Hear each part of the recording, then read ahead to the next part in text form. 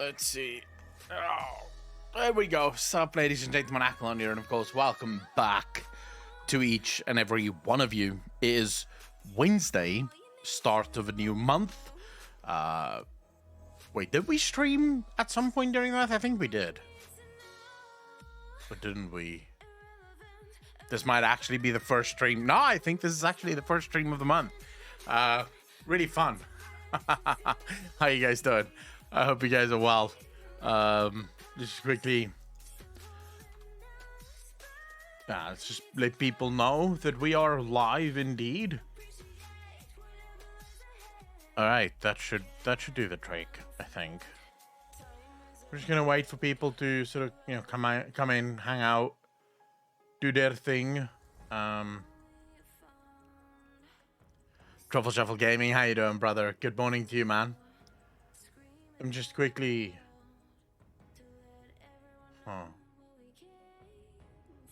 Truffle Shuffle, how's your day been, bro? Or did it only just start? I think that's everything. Just got so much shit, dude. Betty, how you doing, fam? Alex, how you doing, man? Good, man. Playing Everspace 2. What's Everspace about?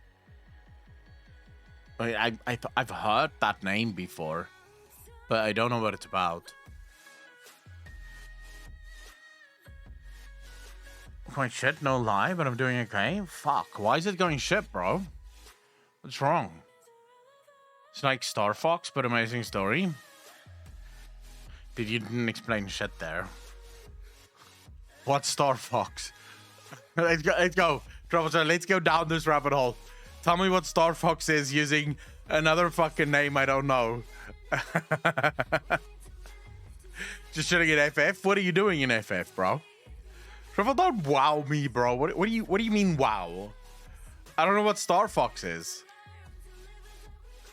Star Wars? StarCraft? Star Trek? I know those, but it's a space shooter, action RPG. That's why I don't know it. I don't like shooter games in general, so that's probably why I don't know it. Stepmom trying to force me and my dad at our house, so now we gotta have a fight over who has more rights. Fuck. Wait, did your dad buy the house? Because if it's your dad's house, it's probably his house, right? And then she can go fuck herself. At least that's how it should work. No? Am I wrong? Second Egg, how you doing, bro? 15 months, part of the DJ Nation. Appreciate your fam. Thank you. Far too kind, sir. Yeah, boys. I'm just hanging out, really. I thought we'd hang out for a bit. I've been working on videos and video theories and stuff for a bit. Not, sir. Second Egg, I do apologize, ma'am. I do apologize from the bottom of my heart, but still. Thank you very much for 15 months. Really appreciate that. It's very hard for me to keep track of everyone's fucking gender here. There's too many of you. To be fair also to me, I basically only know you guys by usernames. If you guys could all just use your real names in chat, that'd help. Unless, of course, you're called Alex, in which case you could be a girl or a boy, which makes it very difficult. But I imagine most people would have, like, pure male or pure female names, and it'd be easy to fucking keep track of that, right? But in her mind, it's quicker to try. Wait, what? But in her mind, it's quicker to try to do a futile fight to kick us out than she finding her own spot. Yeah, fucking course, right? What's better, sex or bacon? Why can't it be both? Why must I choose? You could have sex and then have bacon, or have bacon while having sex. It doesn't have to be either or. Sophia, how you doing? Alderson, you bastard. 8 months, part of the DJ Nation. Appreciate you, fam. Thank you. Good morning. Did you see the vids I linked to you in Discord? I saw them. I have not watched them yet, but I have seen them. Sophia, I wanted to reply to you, but I was lazy as fuck. I'm not even gonna fucking hide it. I was lazy. I went on a massive bender this weekend. Not in the sort of let's get drunk way. No. I started watching The Hobbit.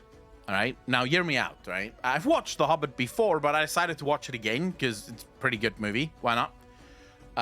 So I watched The Hobbit, the first one, An Unexpected Journey.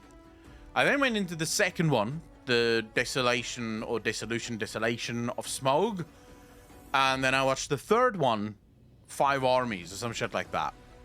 And then after I watched all three of those movies, they're really long, by the way. But after I watched all three of those movies, I thought, well, you know, it's only right that I watch Lord of the Rings again. So I'm currently busy watching Lord of the Rings again. It's been tough, right? It's been tough. I can't use Marit. It's used. Sekinek, Marit would not help me though. Even if your username was Marit, I would still go. Could be both.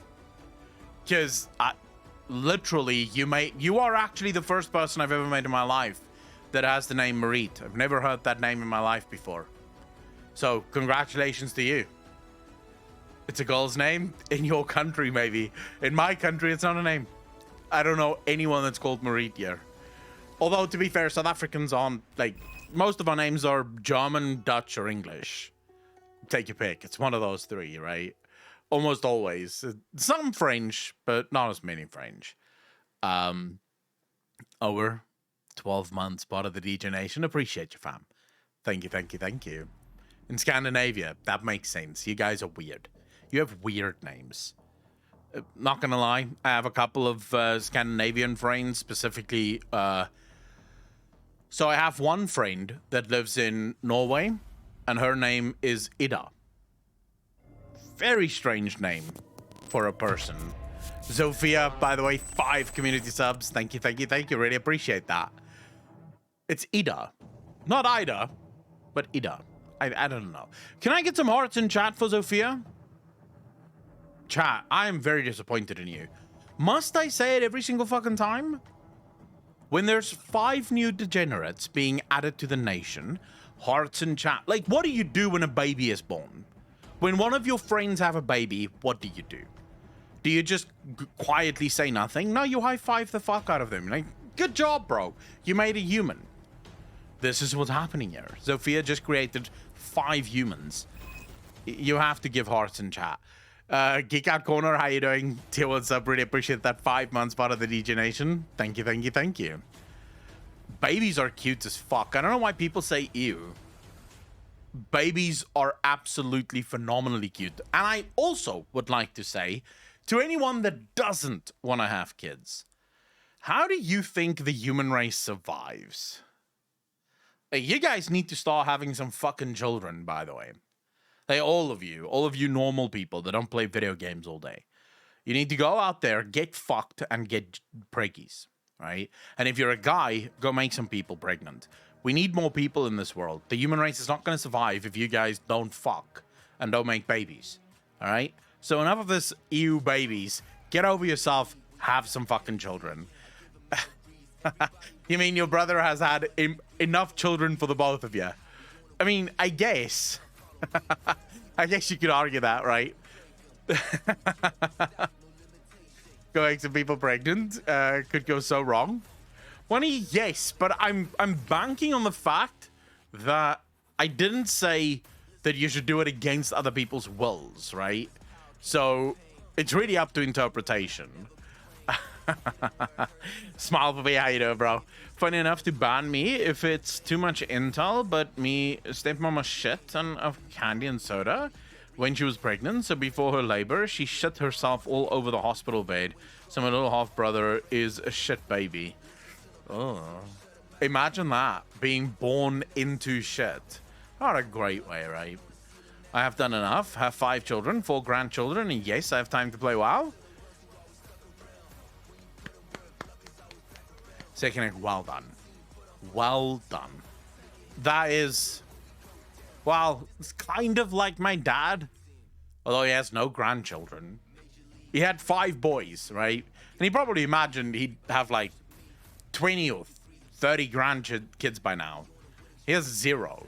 Like, not a single one of me or my brothers are married or have children.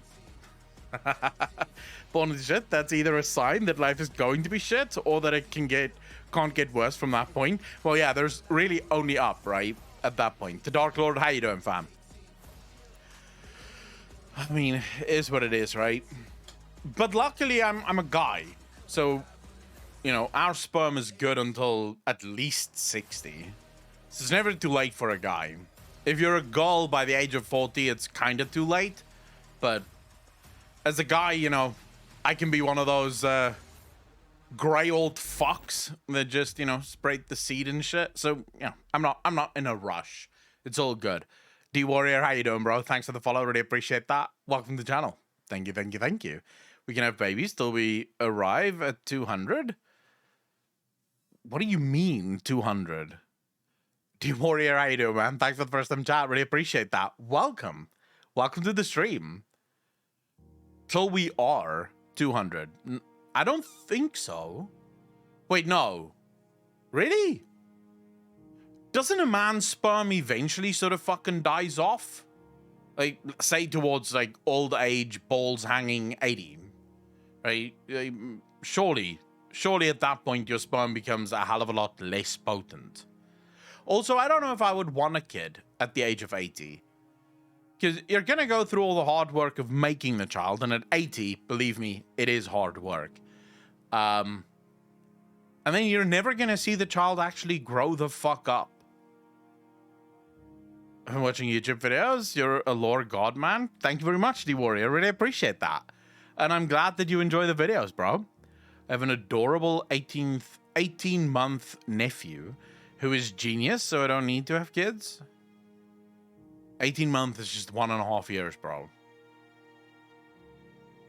I've never understood this. Makes no sense to me. Why people... Why do you... I get months up until the first year. But then why do you keep going?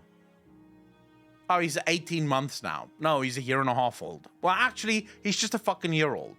Because we don't say and a half. It doesn't have to be and a half. He's 1 year old. Why do people say the months?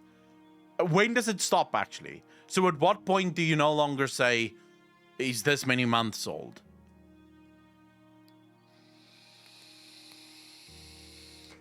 Parents talking months to other parents? But you don't have to, do you? Like you can only, you can say 1 year once he's 1 year old. I get the months up until the 1 year bit, because obviously, well, he's not 1 year old yet. You can't use years, but then after that, it's no longer necessary. So, for example, right? Let's say you had a giant cock, but I'm talking like split peeping in half cock, right? And your cock was 62 or 63 centimeters long. All right? That's long. Right? That's a long ass penis. But at that point, you'd say meter, right? You'd say, I have a meter long cock, because it sounds a hell of a lot more intimidating than 62 centimeters. 1 meter, holy fuck, bro.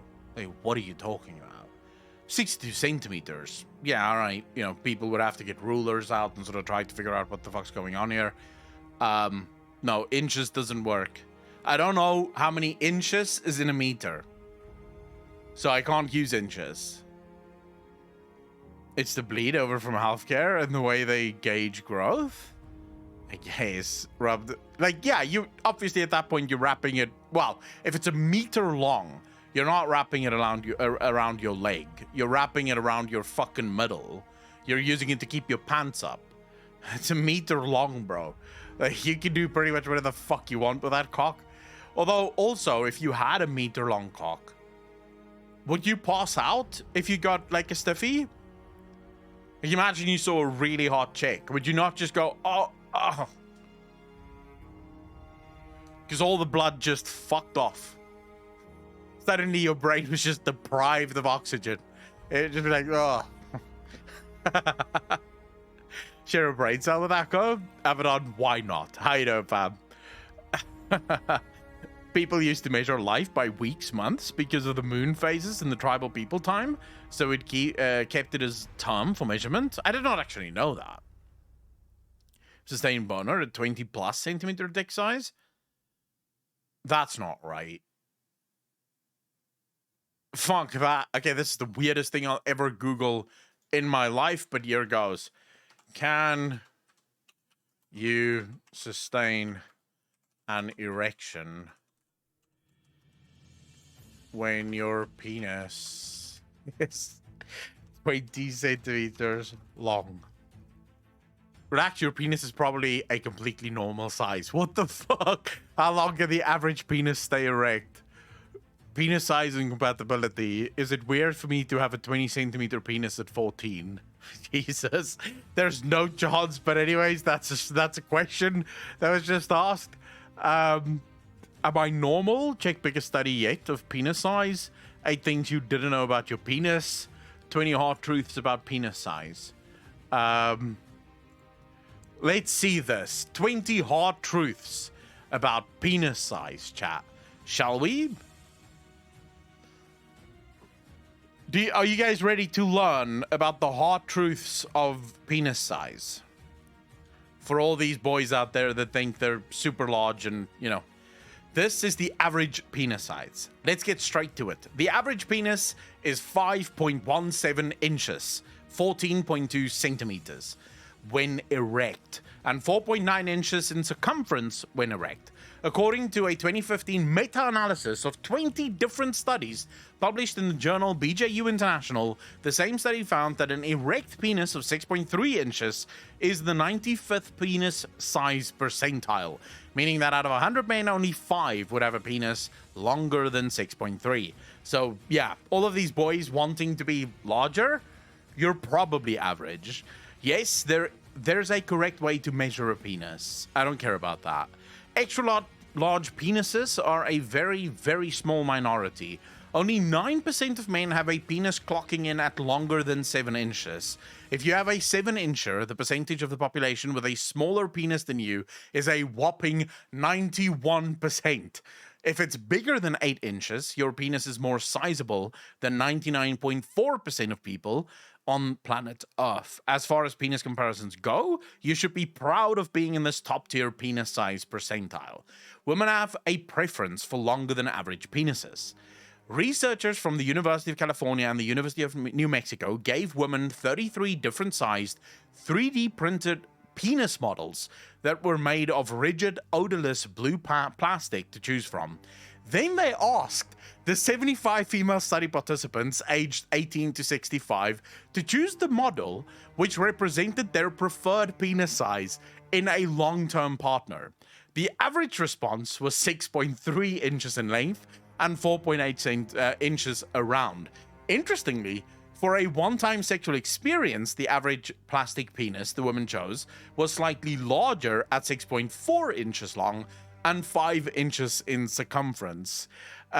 Nika Spider, how you doing? Okay, so if you've got a 7-incher, as it turns out, most women don't want you. What's more interesting, though, is that the average is 5.17 inches for penises. Yet women want an average of 6 inches. So basically, women, once again, having just godlike expectations from the vast majority of men. I was watching this video the other day of a girl who basically... So the guy says, right, that his friend is making pretty good money, right? And he says he earns about $82,000 a year. And this girl starts laughing at him. She's like, oh my God, he's poor. And he's like, what? He's like, he's poor. Surely the average salary is like $100,000 a year. And everyone around the table is just sort of looking at her like, what? Like $100,000 a year is a lot of fucking money. Like very few people actually make that. So girls seems to have weird expectations of what men can do most of the time. But like normal, they don't talk about the width. That is way more important. They do. They talk about circumference, Alderson. This is what circumference means. It's how girthy is your meat. That's circumference. Right? And the average woman chose a man with about 4.8 inches in circumference. Right? Size matters for the female orgasm in some cases.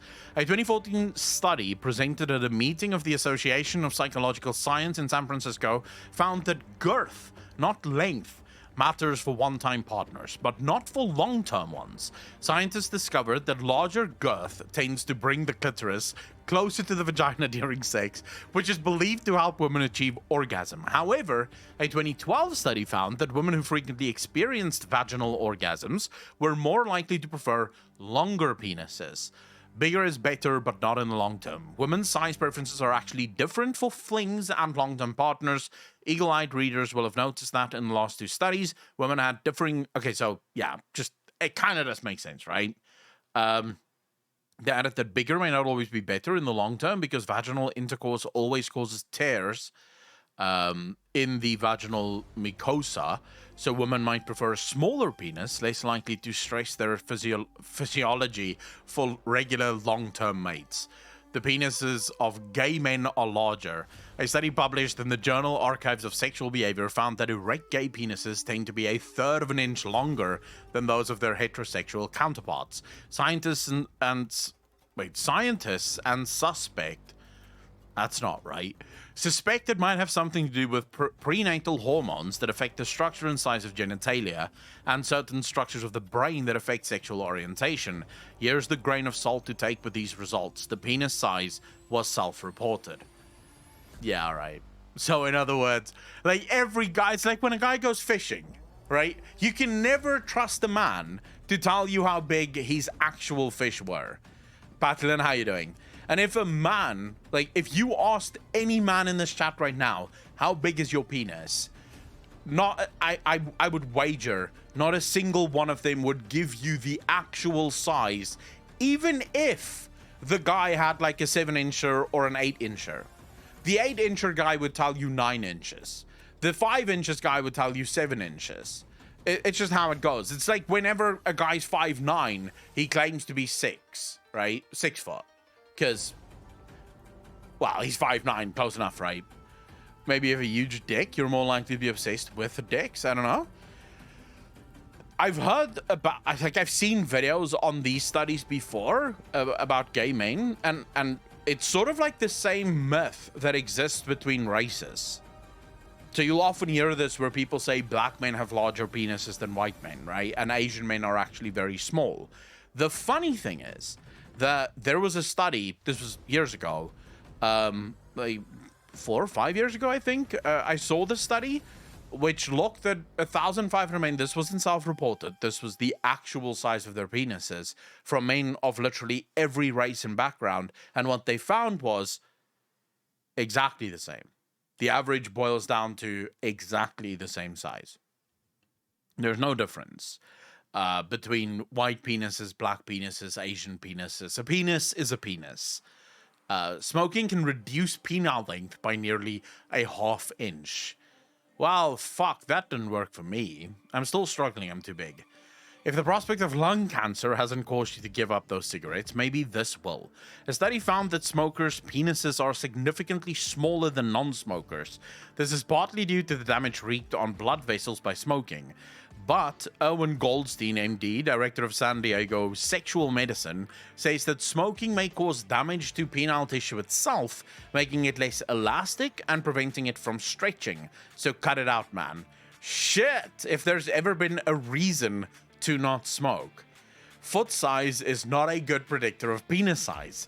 In the aforementioned meta-analysis, characteristics such as BMI, foot size, index finger length, and testicle size were investigated in relation to penis length. The strongest and most consistent correlation with penis size, though no guarantee, was height.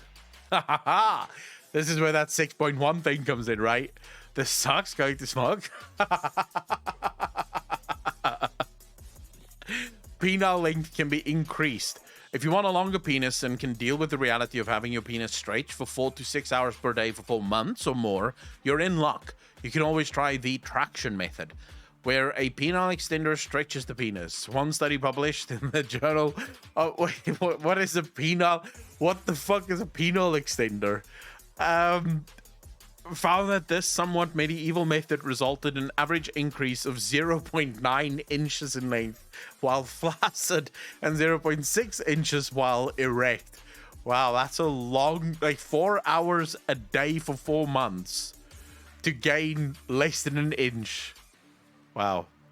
Oral sex brings out greater size. If you want a longer penis, but don't want to subject your penis to hours on the rack, you may be interested in a study published in the Journal of Sexual Medicine, which found that during oral sex, men reported larger penis measurements compared to other methods of arousal. Well, there you go, boys. This is another one, right? Mr. Demuria, yeah, you should absolutely tell your wife. Oh, shit. You can make your penis look larger by losing weight. A study in the New England Journal of Medicine has it that between the ages of 25 and 44, both men put on an average of 3.4% of weight per year. This means if you are a 160 pounds man, you can expect to put on 5 pounds annually. That gain can seem like a loss when you look in your drawers, because the prepubic pad of fat only is making the penis appear shorter because the base of the shaft is buried in the fat pad. If you've put on a few pounds and lost a little length, you could gain more of your old penis back with diet and exercise. The penises in porn are outliers. This I've heard before. I was 400 pounds and now 200, which is pretty gay. What's gay about that, Mads? Shimakaze, how you doing?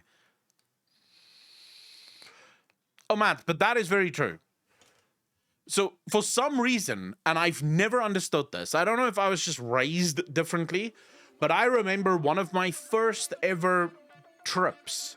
I was about 10, 11, something like that. We were going on a rugby tour, and we were on the bus, and it was really late at night when we went back to our hometown. And there was a group of guys in the back of the bus that were basically measuring penises. Like, they were just getting their penises out, measuring it, trying to see who's the biggest. And I remember going home, and I told my mom about this. Actually, I think it was my mom and my dad. And I'm like, why are they doing that? And my dad was like, well, some guys just really care about that. And I was like, oh, I've never understood it. But for a lot of men, the size of their penis is sort of directly related to their masculinity. A lot of men feel less masculine when they perceive themselves to be smaller. They want to be larger so that they can be more masculine, at least in their own minds. I've never understood it.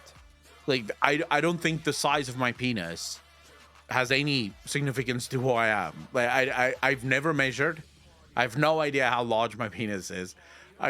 I've never had complaints. And as far as I'm concerned, that's really the only thing that matters, right? Like, if someone's complaining, if like your girlfriend's complaining, oh my God, you're so small, then you worry. Because fuck, am I too small? But I've never had complaints. I've never had like anything weird happen. So I've always just been like, yeah, all right, that's probably good enough. Hyper insecure. I think there is insecurity. Look, men are on average, I would say men are incredibly insecure. And a lot of it is self-inflicted, but it's also just due to how male societies operate, right? How male ecosystems operate. You are almost always in competition with everyone around you as a man. You're in competition for jobs. You're in competition for food. You're in competition for survival. You're in competition for women. So competition is pretty much just baked into it.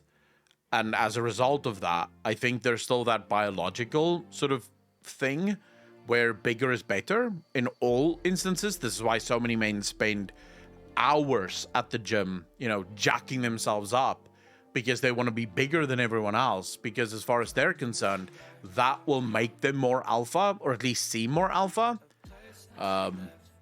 It kind of, you know, it makes sense. As a guy, I can understand why guys think their penis size is important. I was just never brought up that way. Like, I just never gave a shit. And their size is often beefed up. Porn is warping our idea of normal. That's very true. Micro penises are quite rare. All right, so this is for at least like 20% of you in this chat. A micropenis is one that measures less than 2.5 standard deviations below the mean average when stretched. We're talking less than around 2.75 inches, and it's only 0.6% of the population can boast of having a micropenis. And how the fuck did I end up with at least like half of them in my chat?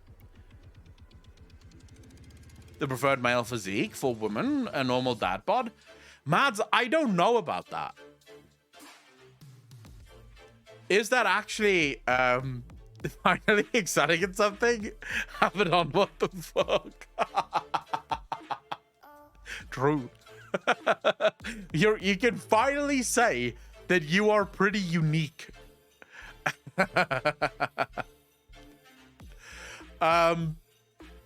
Do women actually prefer dad bods? Well, that's a new thing to fucking Google right there.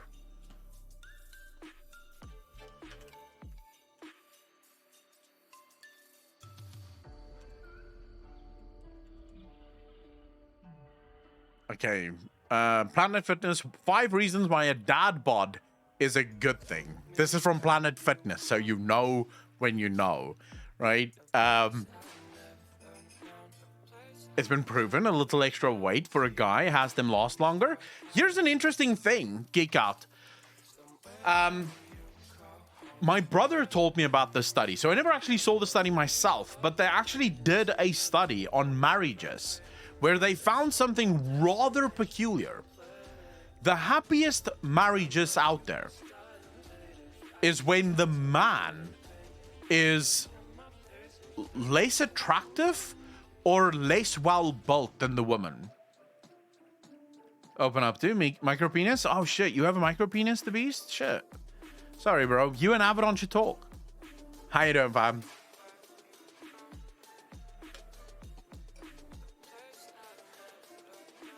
Hey man, what if I tell you I saw the landmass behind Azeroth, behind the Forbidden Sea? I would say, show me a picture. Pictures of it, or it didn't happen. Got my wife because I knew how to cook and eat. Nice. Of course, this way the woman has a bigger sense of security that her man is not going to leave her. It kind of does make sense, right?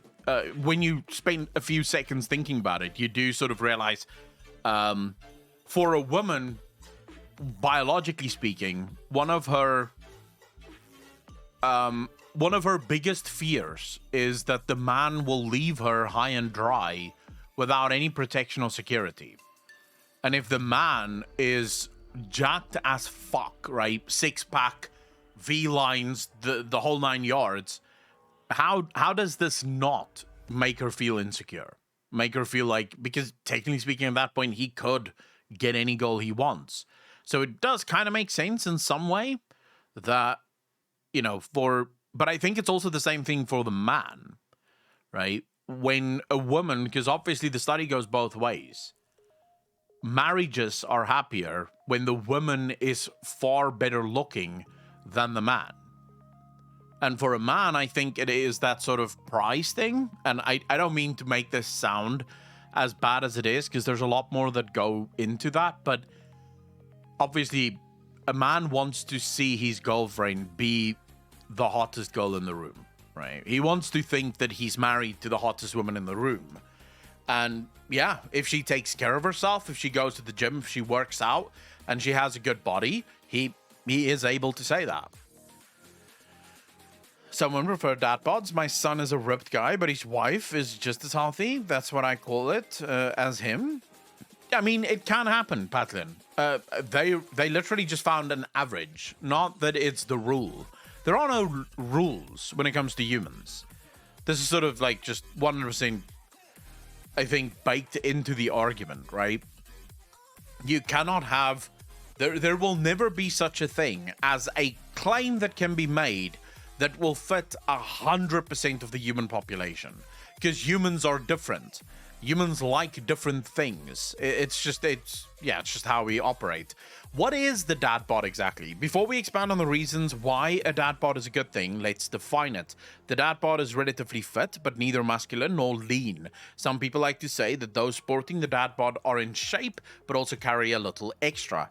Why the dad bod is a good thing? The dad bod is something to admire for a number of different reasons. Here are 5 aspects of the dad bod that you might not have considered, but should definitely know. It is just as capable. Having a dad bod does not mean you're unhealthy or weak. It means you're strong and able to meet the challenging and ever-changing demands of a father, which include everything from coaching Little League to assembling strollers. Whereas some athletes might need a whole day to rest and recover after a lengthy exercise routine, dads have the amazing ability to squeeze in a quick workout and then power through an afternoon of fatherly duties. The demands of a modern dad are high, so it makes sense that with everything you have to balance, you might have an extra few pounds, and that's totally okay. The dad bod puts family first. Okay, this is just bullshit, right? Because I know guys that have dad bods that aren't even fucking married, so clearly they don't put family first. Okay, this article just says nothing. I want to see what women feel. Yeah, they don't actually say what women feel about it. What percentage of women are attracted to dad bods? The survey. Here we go. Yeah, it's a fucking bullshit article, that is. Okay, so the summer is here and many men are working hard for their perfect beach bods, but a new study finds most Americans are falling in love with love handles. The poll finds 6 in 10 people are fans of the dad bod. So the survey finds that over 1,100 Americans commissioned by Advanced Dermatology found that 70% of women say they're a fan of the dad bod. Nearly half of men, 49%, say the same. Wait, so men also favor fuck? Girls, you're in trouble. About 49% of men also like the dad bod. Grievous, how you doing, fam? Thanks for the follow, man. Really appreciate that. My rule of thumb is if I can wrap my arms around my man, then I'm good. Yeah, I think that's a good rule of thumb, Battalion. Copium, the perfect man, is Hal from Malcolm in the Middle. You can't convince me otherwise. I don't think I've ever watched Malcolm in the Middle. There's been more lore educational than my favorite Warhammer topics. I don't know, because I do think there's still about 4 women, because 6 out of 10 women or 7 out of 10 women prefer the dad bod, but there's still 3 of those 10 women that want a ripped as fuck man. So at the end of the day, you know, everyone can get something. I think there's something for everyone out there. That's really the only thing that matters, isn't it? What are we gonna ask this chat of a bunch of incels, Abaddon? We're gonna ask a bunch of single people in chat, half of which pretend to be female, whether or not you prefer a dad bod. Yeah, those would be some accurate polls right there. Alright, he's figuring out the poll to ask you fucking losers. Alright, let's see how this goes.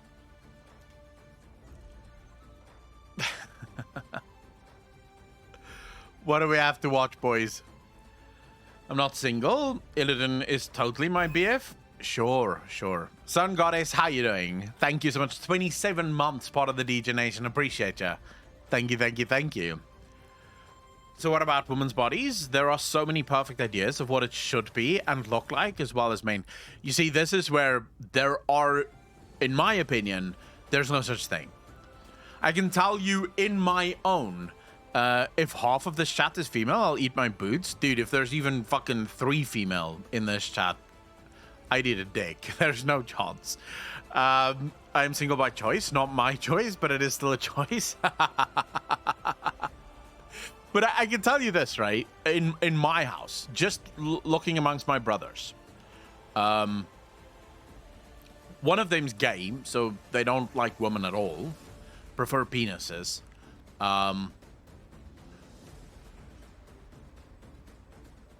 Not a single one of my brothers have the same taste in women.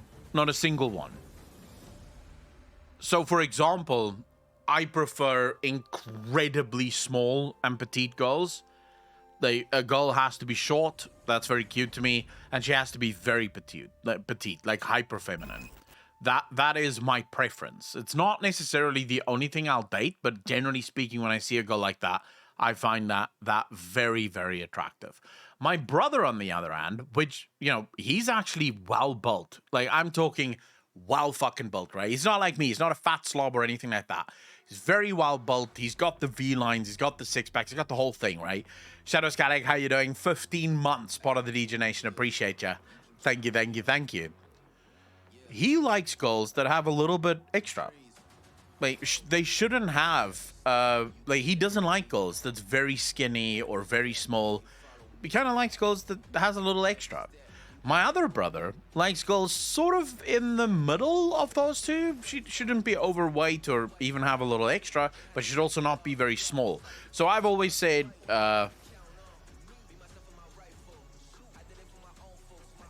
who can I use in this example? I'm trying to think of an example that you guys would know, not just people in my own life, that I would think, like, is well built.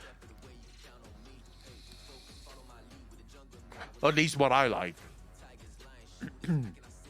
Digital, how you doing? These fucking storms in the States need to fuck off. Where are you based, Shadow Skellig? Alright, so let's see. Abaddon just did a poll for you guys, and it says chunky but funky, buff as a brick shithouse, dad bod Skeletor. Let's see. Let's vote in the poll, boys. And girls, of course. A cute face is what gets me going. That's it. I don't know if face is enough. I don't think face is enough. Face is obviously necessary, but I don't think face is enough. I would say a girl like Emiru probably has sort of the, like, her look is kind of like something that I would prefer. I literally just saw her here, so I thought, yeah, she probably fits that look. I wouldn't say I find Emiru super hot, but she's sort of in line with what I would find attractive. You don't know who Emiru is? Come on, Apocalypse. What the fuck are you doing, bro? What the fuck is this? Explosively strong gum. Should I just try the level 10? Go straight to the That's top? Emiru. She's part of OTK, bro. What the fuck?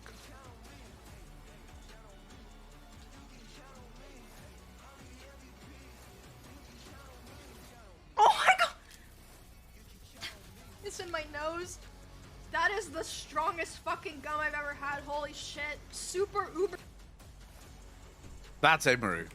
And her build, I would say, is probably what I would consider to be Not this again. well built, right? That's sort of what I would be attracted to in general. I think that's what I would be attracted to. Oh, she's OTK? Looks like one of those OTV creeps. Oh, for the love of fuck. I'll fuck her.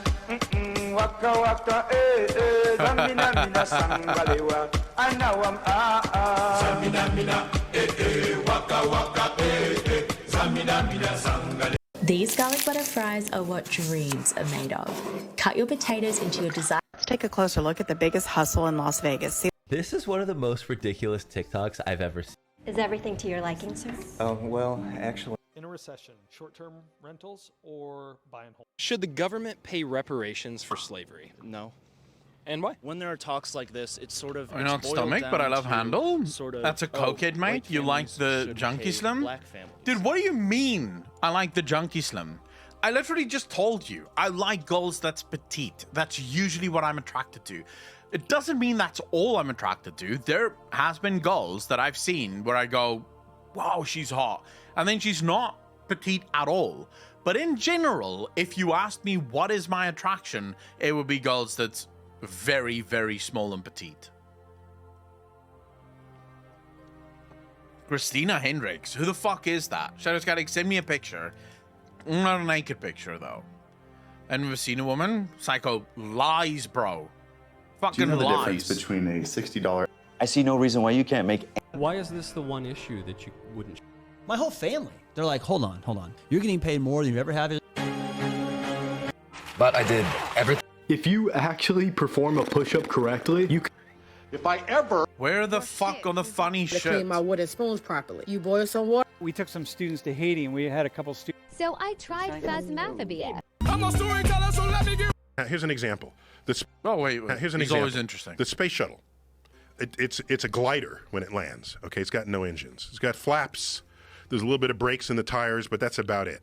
When it comes in, okay, how do you make sure the thing stays on track? Because they kept drifting and crosswinds and this sort of thing. And so they said, why don't we groove the road so that the rubber on the road, the runway, so that the rubber can align with the grooves and stay in a straight line, because rubber doesn't slide well when you have, doesn't slide sideways very easily on grooves. When they realized how effective that was, it's now put on off-ramps to freeways. Why couldn't we just discover that on our own without the $20 billion a year space agency called NASA? But you didn't. Well, we could have. Fuck you. If someone gave me $20 billion, Neil deGrasse Tyson, I would be able to come up with, oh yeah, here's a road that's less slippery than the other one. But I didn't have $20 billion fucking dollars, so I didn't come up with that, right? I had to work, bitch. Like, what the fuck? I don't have time. No one's giving me $20 billion to sit around and think about shit all day.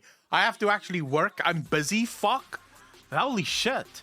I was in school back then. Jesus. Psycho, by the way, dude, Prime sub, really appreciate it. Welcome to the most degenerate chat on Twitch, man. Thank you, thank you, thank you. $20 billion and just be a dictator and force people to make shit? Well, that fixes that too. I could still just sit around and do fuck all. Where in the Legion cinematic, bro? Where in the Legion cinematic? I don't want to be a hard case here, but these kids physically attacked me. Plus, they completely destroyed a $300 pneumatic drill, which someone's going to pay for. Well, this all sounds pretty serious. But I can't watch this. This is copyrighted to fuck, bro. Tyson Bog? Yeah, well, he's talking about the space shuttle and NASA and why they're important because they came up with a road that's slightly less slippery than other roads. And then he said, yeah, we couldn't do that without NASA. I'm like, sure I could. Like, fuck.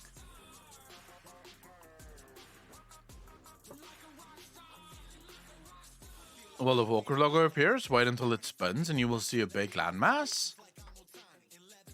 All right. Fuck it. You have my interest. No, but wait. You want the Illidan? This one? Which cinematic? If it's the one with Gul'dan and Illidan, then it's not this cinematic. It's the Illidan one.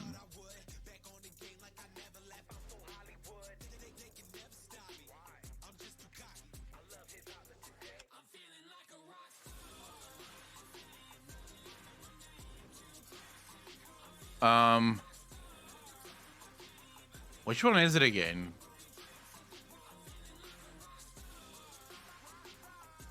Fuck, what's that cinematic called again? Where Gul'dan finds Illidan? Carmagen, how you doing?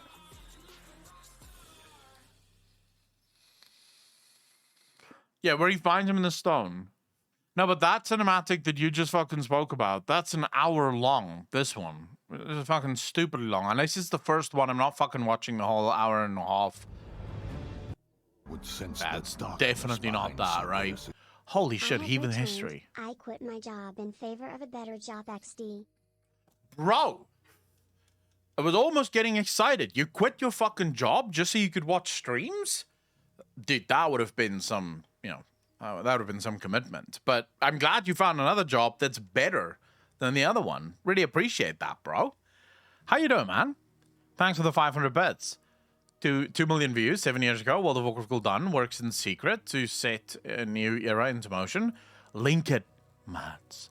Fucking link it. Just link it, bro. If you're already on the page, you may as well just fucking link it. Yeah, hearts in chat for Heathen History, fam. It's better because now I can watch your streams. Bro. Well, it's better because now I can watch your streams, XD. Thanks separately, as those things could totally go together. Prophet Scott. Okay, so from that video, a lot of people sort of... Oh, there are so many misconceptions about this. Okay, so the reason I look at tank and support as different things and why I look at DPS and support and healing and support as different things is because I'm talking very specifically about pure support classes. So in other words, this is sort of a thing that also comes out a lot in terms of whenever people speak against support classes in World of Warcraft, they're like, no, it can never work because of Mythic Plus and because of high-end raiding. People will never sacrifice a DPS slot for a support slot. What the fuck are you talking about? And I always go, that really depends on the strength of the support class, right? Let's say, for example, in Mythic Plus, you do sacrifice a single DPS role for a support class, but that support that comes in increases the DPS of both of your DPS by like 25% and also increases the healing by 10 or 15%, then suddenly that support spot isn't a waste. Right? Suddenly, that support spot becomes very, very fucking important. You want that support because that support makes the whole rest of the thing a lot easier. Now, of course, at that point, support would actually be overpowered, and most people wouldn't do runs without a support of some kind.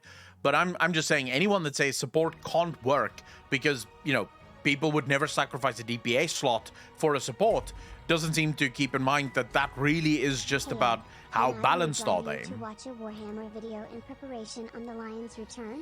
Must not be now, but it's somewhat long. Ethan, yeah, of course.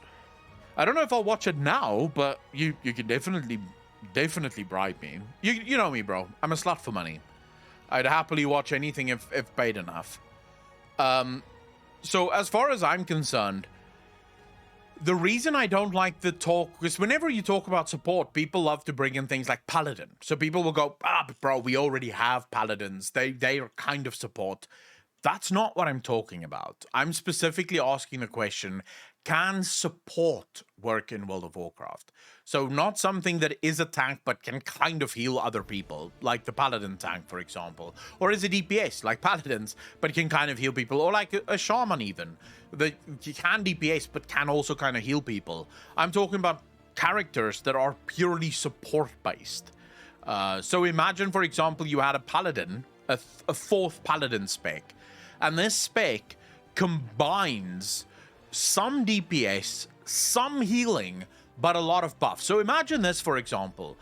As the Paladin is doing damage, the Paladin stores up holy power. This holy power can then be infused into other characters on the map. So basically, I look to the tank and I infuse the tank with my holy power with, say, an ability called Light Bomb or whatever the fuck you want to call it, right? And this ability doesn't do anything. Dark Angels have been IP to in the 41st millennium.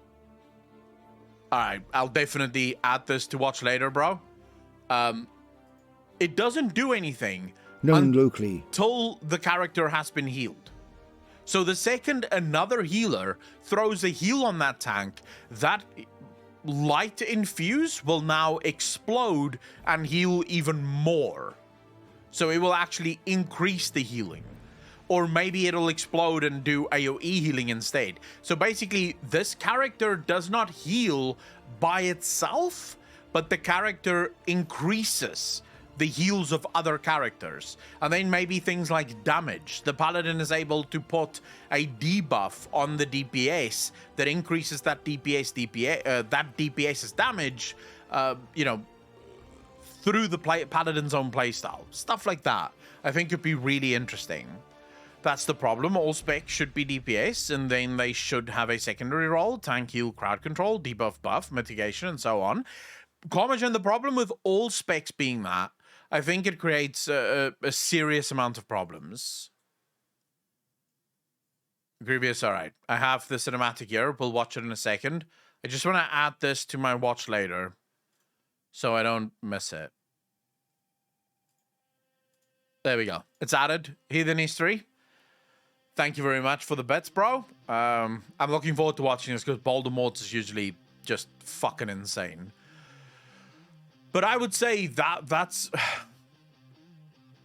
The reason I would love to see that added to World of Warcraft is because I genuinely believe that it would add so much potential depth to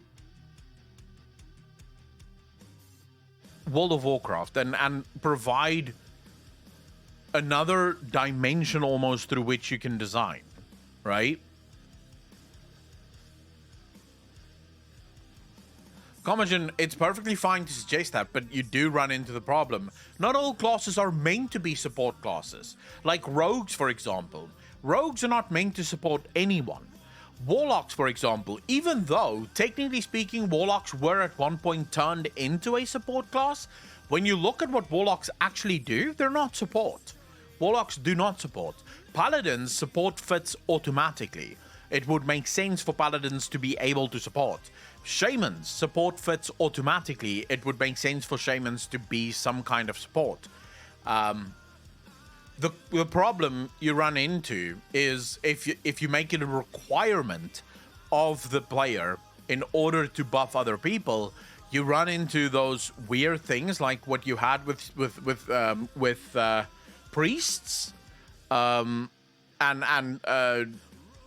so priest had that infusion, power word infusion or some shit like that, which everyone called for because it would just make, you know, it would make you so fucking powerful, and then guilds sort of hog that on only one character in the raid, or things like what's that called again? Fuck. I use your love for the teeth, money, and try to bribe you to actually watch that video after this smile.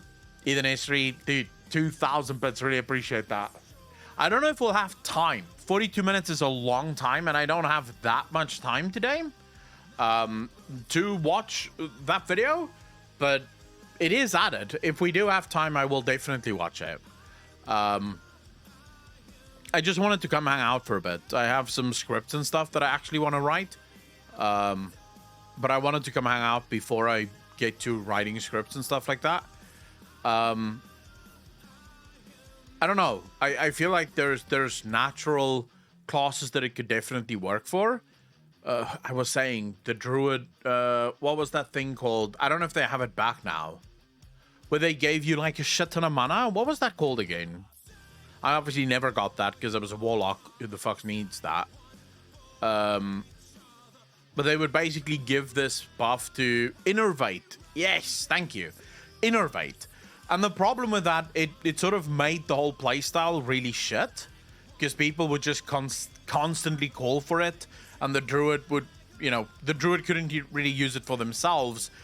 They sort of just turned into this, oh yeah, give it to me, right? Give it to me, give it to me. And that became a very terrible playstyle for the druid in general, where I think if you made a dedicated spec that is purely support, it wouldn't sort of sour the existing specs, and people that do like a more support-based playstyle would be able to go into that spec and play that way, where their entire existence is supporting the rest of the group and not necessarily, you know, being forced to support the group because that happens to be the toolkit that you have. Definitely now? Yeah, I don't know how it works now, but okay, let's see this cinematic quickly that was suggested. Apparently you see the other side of Azeroth.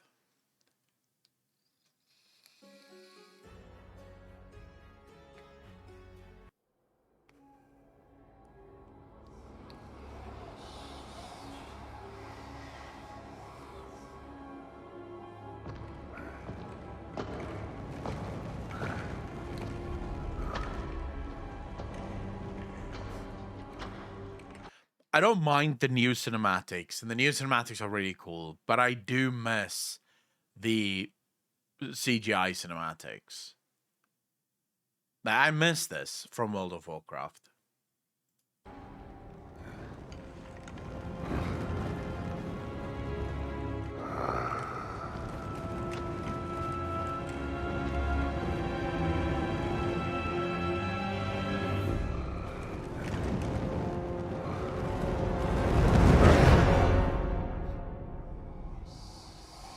I like Gul'dan.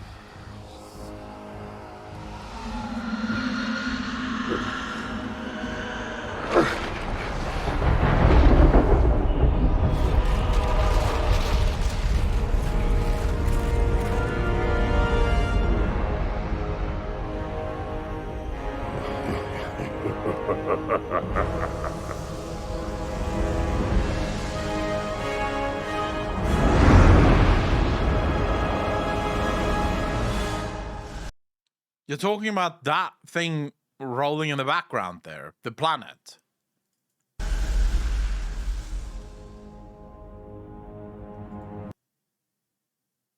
Wait, no, wait.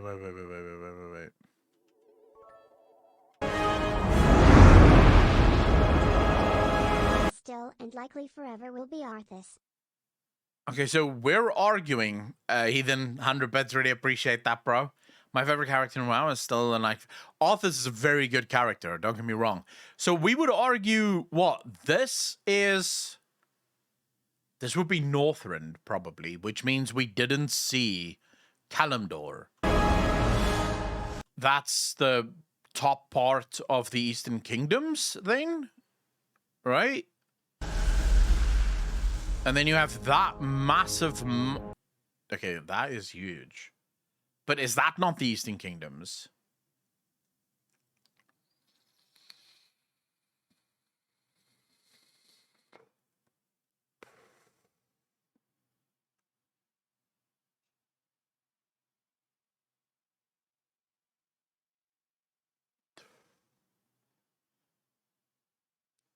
Has that always been there?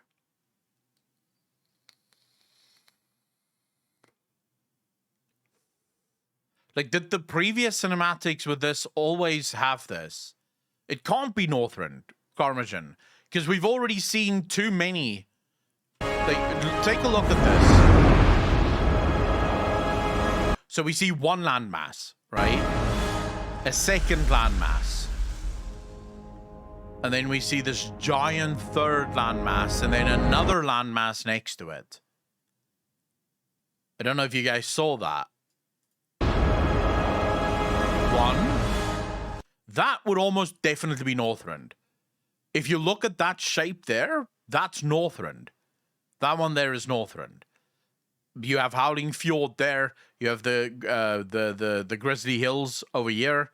You have Dragonblight right there, up to the top there. This is Northrend. So this then is the Eastern Kingdoms. This then is the Eastern Kingdoms. This landmass is completely new. And then, like, we've never seen this landmass, and then there's another landmass coming into focus there as well.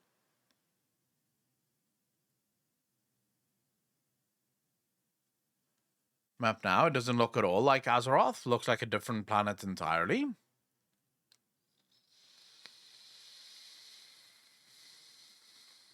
This wouldn't be by accident, but I want to see if other cinematics had something similar. Let's look at Battle for Azeroth quickly.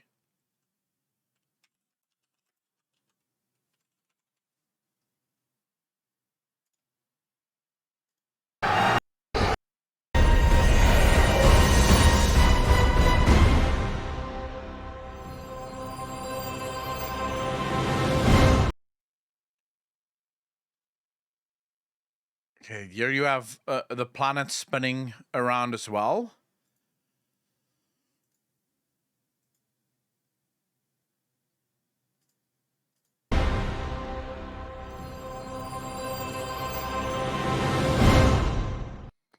To be fair, this planet looks entirely different again.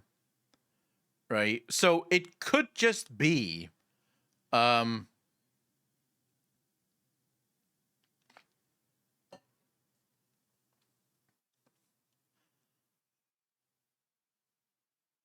could be random? No? The original Walk of Me should have been like, just throwing it out there. Agreed with that. Let's see what Shadowlands looks like.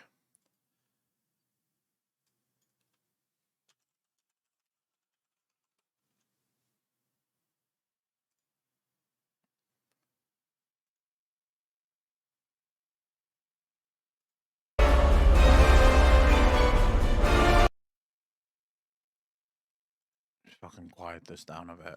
All right. Landmasses. That was almost definitely Kalimdor. On the Shadowlands one, that was almost definitely Kalimdor.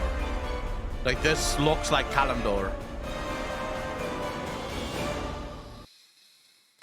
Yeah. But then...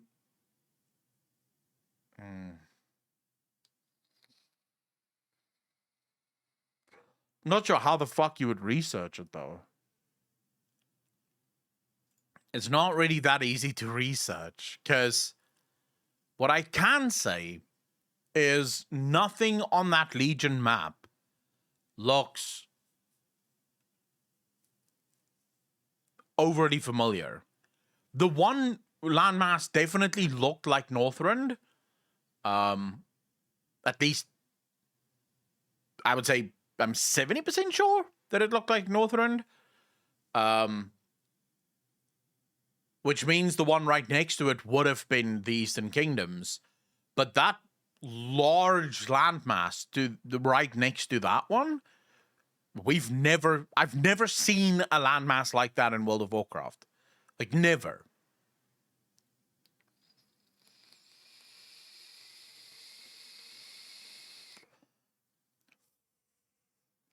The Maelstrom of the continent, if this continues. Yeah, that landmass makes no fucking sense. There's no landmass in World of Warcraft that looks anything like this.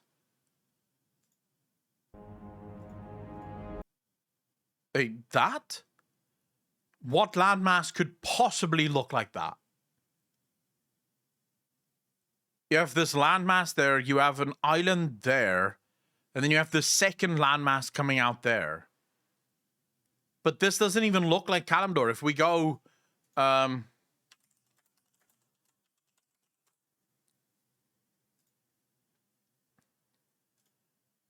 you go. These are the maps.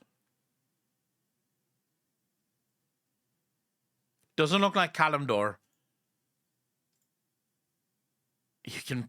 I don't even know if you could say that that looks like the Eastern Kingdoms. Could you? Not exactly, because the island on the Eastern Kingdoms there...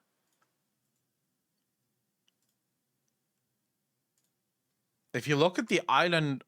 Oh, fuck me. Can you just get bigger? Thank you. If you look at the...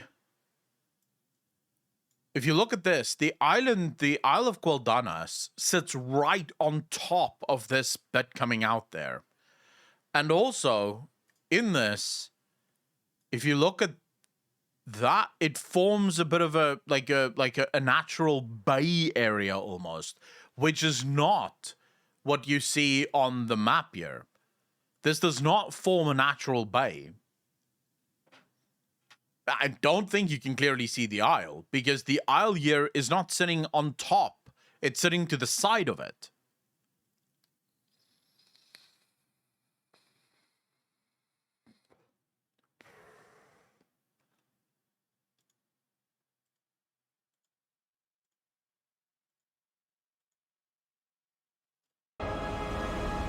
That's Northrend. As far as I'm concerned, that's Northrend. It looks like Northrend. If you look at that, right, and you go to the map, that's fucking Northrend. 150,000%. That's Northrend, right? You can see it, right? That is Northrend, 100%. We're not disagreeing on that anymore, right? That is Northrend. So then the next one here, that there, you see that? That is the Eastern Kingdoms. And that looks like the Eastern Kingdoms as well. If you look at, if we go back a little bit, that is the Eastern Kingdoms right there. Eastern Kingdoms. Now, if we zoom out, there's nothing next to this. There's nothing next to this. This is just empty. Now, the next thing you would suspect to see, if, you know, this is the whole globe of Azeroth, you would expect to see the Blood Mist Isles and the Azure Mist Isle. And then you would expect to see Darnassus right next to it. That's the next thing you would suspect to see, if it is just a globe and everything is already on the globe. But let's see what we see next, knowing now that that is the Eastern Kingdoms. We see this landmass here. What landmass is that? Where's Darnassus? Grofel, what in the fucking world makes you think this is Darnassus? Because that giant big-ass thing there, right? That giant big-ass continent, where is that continent here? The 3 dots in the top left, that means nothing. Where is the continent? Look at the map. There is no continent on the known map of Azeroth that has a landmass that looks like that.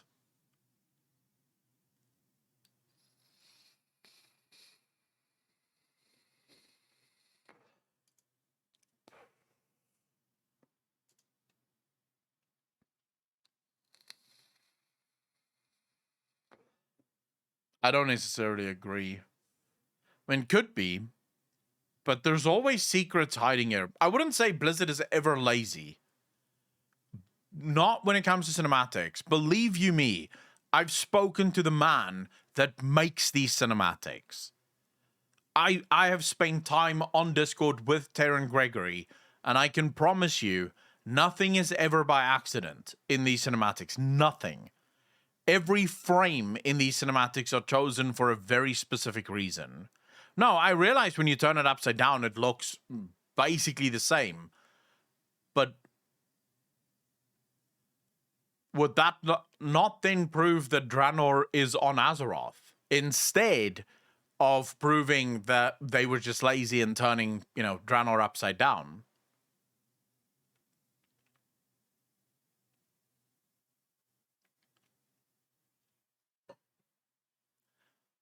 It can be a silhouette. I really appreciate this, Kriveros. I live for shit like this.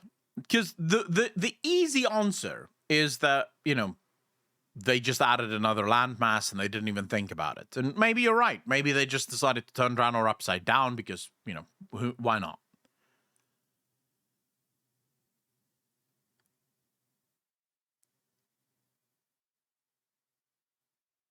I just don't know. Based on what I know and based on the conversations that I've had with Taron Gregory, I'll tell you, they spend so much time working on these cinematics to hide things. Like he actively told me they hide things in the cinematics, waiting for players to find it.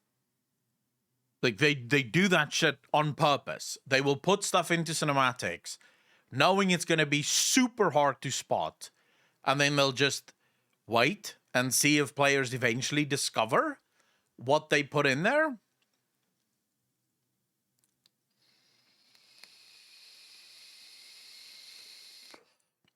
Yeah, we can.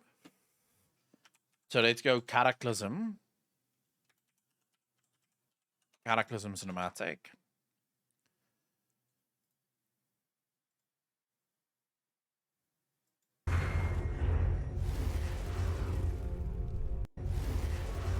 No, the Cataclysm cinematic didn't have. Like that. It's like searching Easter eggs as a child. Same. Heathen History. I very much agree with you. Told me what, Demortius? What did you tell me? Yeah, Cataclysm doesn't even have a globe there.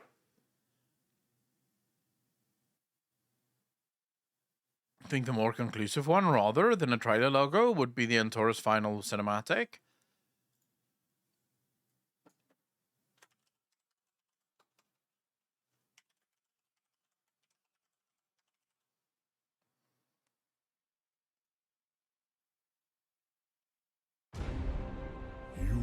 I love this cinematic, by the way. It is time.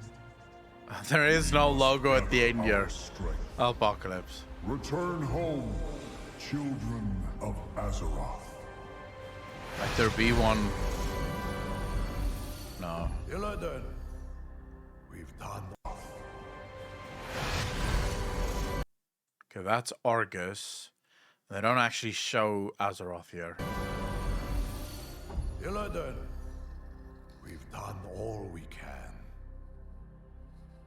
Every choice, every sacrifice has led me to this moment. To face him once again. You are not coming with us. The hunter is nothing without the hunt. Did you not see this fate, Prophet? Fate? Our survival was never in fate's hands. Light be with you, Illidan Stormreach.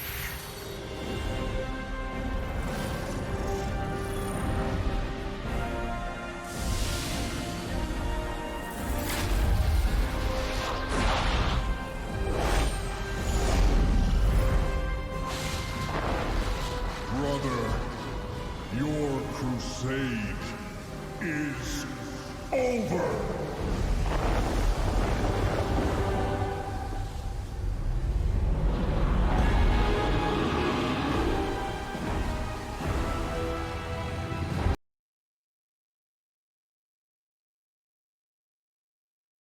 Doesn't actually show anything.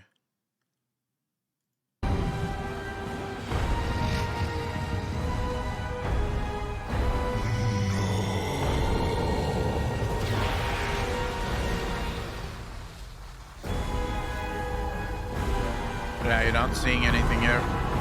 Actually, the best way to see would be to go do the raid and then look at the planet when you're on the Pantheon. That would be the best way to see it, because you can actually see the planet. The animation for the World of Warcraft doesn't form the same content of Easter eggs as the rest of the actual cinematic itself. Were it the case, then the DF1 would hint Avaloran, or in Legion, it'd show Argus, but the Gato one was a great example of it not being part of the rest of the cinematic in essence. Demorthus, so one problem that you would have there is the difference in development. I mean, by the time of the Legion cinematic, you already had Steve Denuser there, you already had Terran Gregory working hard on most of those cinematics. I mean, Easter eggs may be everywhere. I'm not saying that it is that. I'm just saying it could be that, right? Skir stabbed Silithus. Where did his left hand rest? What about his knees? Okay, so his knees are not on the planet. He's still in that weird cloud thing that's surrounding Azeroth right now.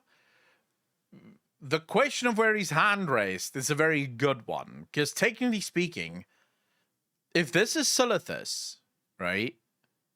Okay, let's just think here. We can't actually see much, but Silithus is somewhere over here. So this means Kalimdor is here. Right? This is where Kalimdor sits. This means what the fuck is that?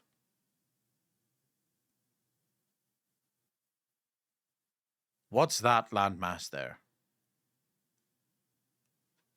Do you see there's a landmass between the through the clouds there? Can you see that weird landmass there? This is Kalimdor, and you can see there's blue there, which is ocean. So what's this landmass just off to the side there?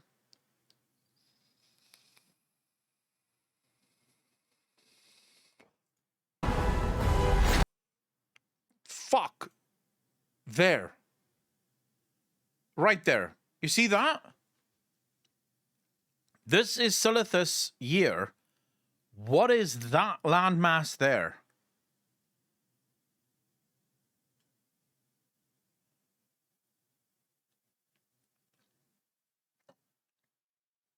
Well, we kind of have an idea. Because it really doesn't matter where he's, like, you look at where he's punching, where he's putting his sword. And where his sword is going right now, that is where Silithus is.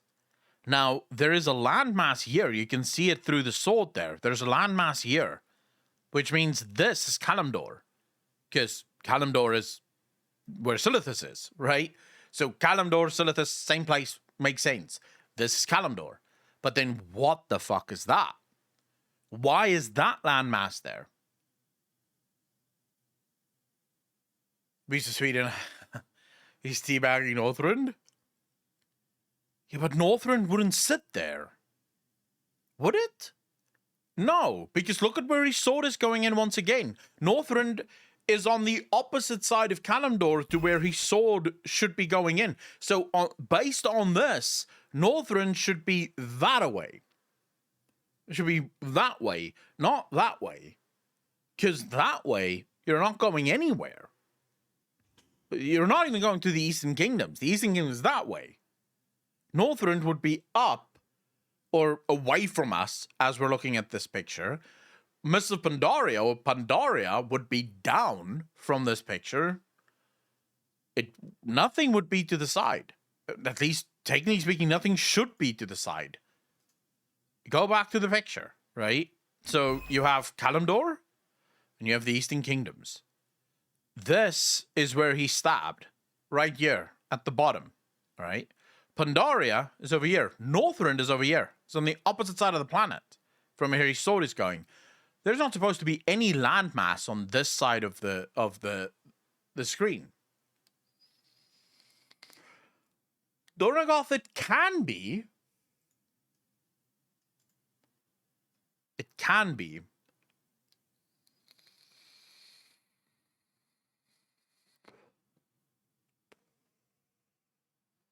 Okay, even if Sargeras is to the north and not to the south, how does this change things? Because then, based on the position of his sword now, and the fact that we know that there's a planet going this way, Sargeras is now actually stabbing the Moonglade. Ethan Esri, 5 community subs, did really appreciate that. Ladies and gentlemen, hearts in chat. Really appreciate it. Thank you, bro. Because, okay, so you're saying, what if he's looking from this side? Not from this side, but from this side. And I'm saying, well, then his sword location is all wrong. Because according to that, then, this planet, or this continent, keeps going here. There's like a whole new continent that we've not discovered here.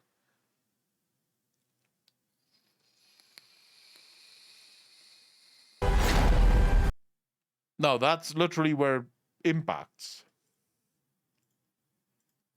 It's moments after this where it impacts. Now, if we go back a little more, I'm going to try and show you. There's a landmass there. So look at that, right? You have a landmass there. There's his sword going. He's punching his sword in there. Look at where his sword is aiming. That's Silithus over there. So Kalimdor is running up this way. Because you can see there's a massive landmass going all the way there. No? Or do you guys disagree? Do you think I'm wrong? Because look at where his other hand is here. His other hand is pressing down here. He's leaning in with his sword already here. That's Kalimdor. His sword is going down here. Somewhere here is where he's going to put it in. So he's almost definitely facing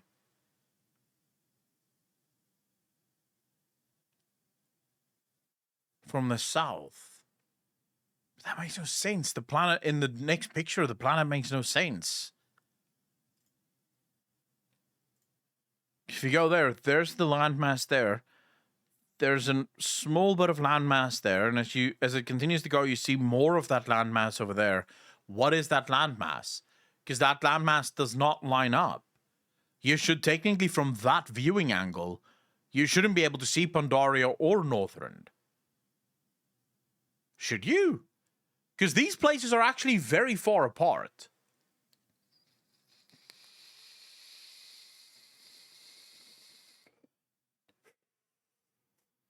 In real terms, they're very far apart from one another. I don't know if you should be able to see Because Northrend is effectively in the north pole of the planet. Check the view when you see the flat of the blade during a stab.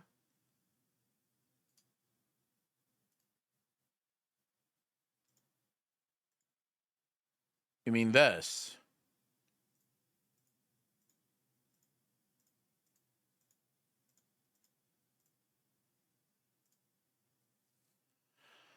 Pretty sure you watched the classic trailer. Did you saw the World of Warcraft logo? Even it was classic trailer. They showed Pandaria continent. Watch it again.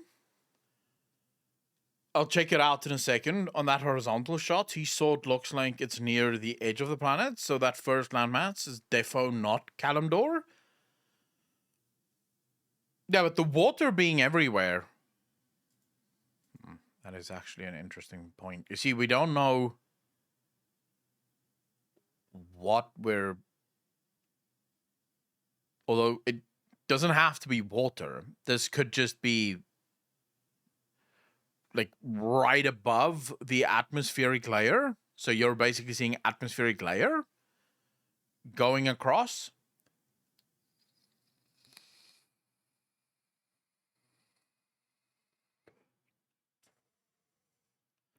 Prophet Scott, I agree with you. Other people are not agreeing with me, but I'm saying where his hand is now, that is not a landmass that we've ever visited, in my opinion. That doesn't look like a landmass that we've ever visited.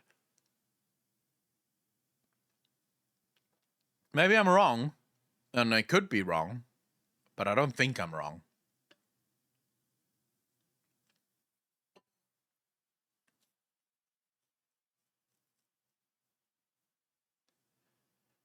Even a little more, you see that his hand is far beyond that landmass. I think you're right, bro.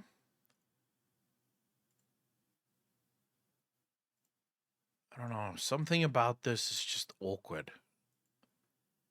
Because technically speaking, it could be anything, right? It could genuinely be anything. Blizzard may have just decided to make a planet that looks like a planet, and they didn't even put thought into making it look like Azeroth because it wasn't important enough. Because, again, this is going to cost a lot of money. The more time you spend trying to make it look like something, the more money it's going to cost. So it may have been that they just, you know, they said, fuck it, let's just make a planet, right? But at the same time, we would not be very good speculators if we just assumed that everything could be anything. What's the point then? The whole point is to look at things and go, I wonder, could it be? But that would deny what you said earlier about how they approach this shit. Heathen history, yes, to some extent, but then at the same time, as I said, when I said that, there might be things that they just sort of haphazardly put together because they didn't think that people like us would be crazy enough to sit here and literally still frame the fucking cinematic, right? They didn't think that we would literally be sitting here and going through split seconds of the cinematic, looking at this planet, trying to figure out what there is or what there isn't.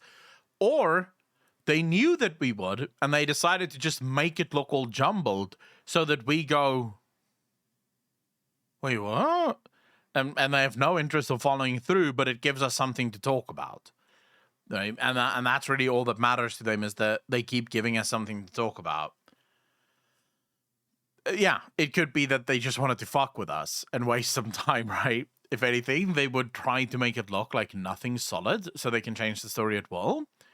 No way, they didn't put it intentionally. They know us, but look at the position of the hand at 2.208.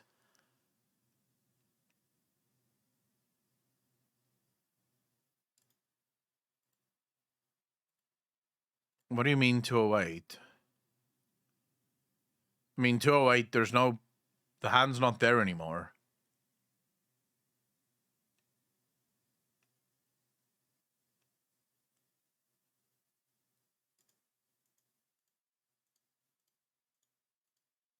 There. Are you talking about there?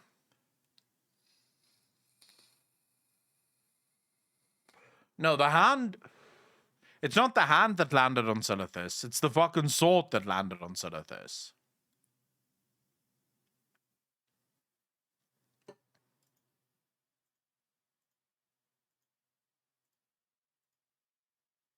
You mean there? I mean, it's so far away from where he's actually stabbing. That landmass makes no sense. It shouldn't be there. There should be nothing there. At least according to our maps, there should be nothing there. And even if you were to argue that, hey, it could be Pandaria or it could be Northrend, the location doesn't make sense because this landmass, you can see the outlines of this landmass running there. I'm following it along with my mouse. Pandaria doesn't sit there, not in relation to where Kalimdor is, and neither does Pandaria. 153.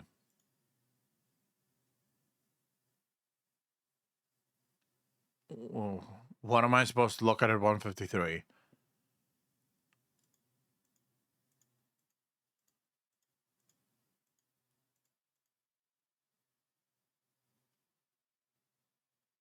Here we have the sword going down. And this is clearly Kalimdor. Right, you can see the sword going down. This is clearly Kalimdor.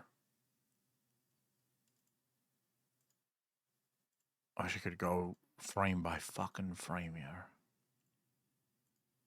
I could, but then I'd have to record this.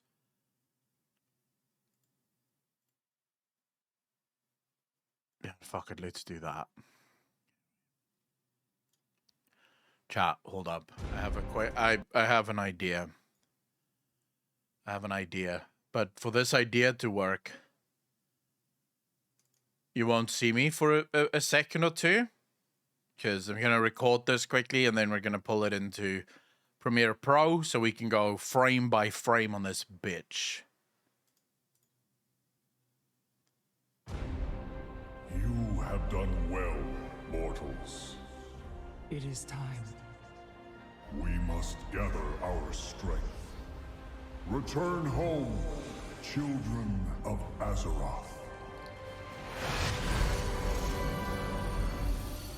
Illidan, we've done all we can. Doesn't give me enough control. Dorganoth, Premiere Pro is going to give me the control that I want. Led me to this moment, to face him once again. You are not coming with us. The hunter is nothing without the hunt. Did you not see this fate, Prophet? Fate. Our survival was never in fate's hands. Light be with you, Illidan Stormwraith. And I do probably have it somewhere on my PC, but it's easier to just record this than go look for where the cinematic may be. Brother, your crusade is over!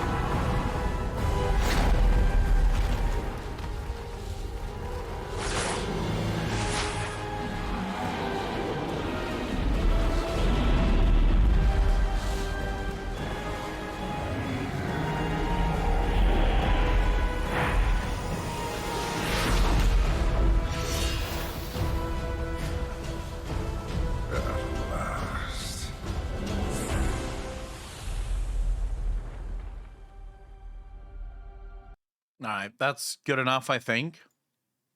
Okay, let's just quickly...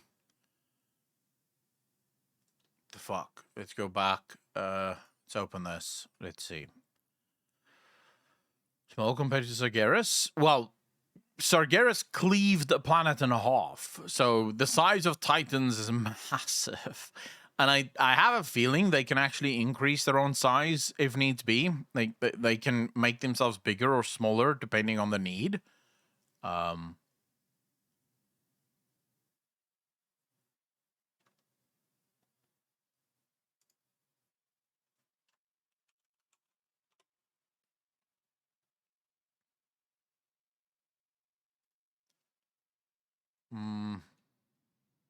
Hold up. Let me just pull this up. And then... I mean, your race isn't called Titans for nothing. Yeah. I don't like the Titans, but... You know, they are what they are. I should probably stop the recording now.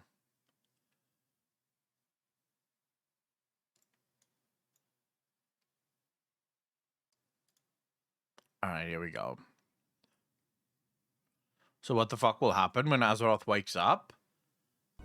That'll be a bad day to be not an Outland? Not necessarily. There's no evidence to suggest that a Titan waking up needs to destroy the planet. It doesn't have to. That's all we want, right? We can make this much bigger. Big enough so you guys can see.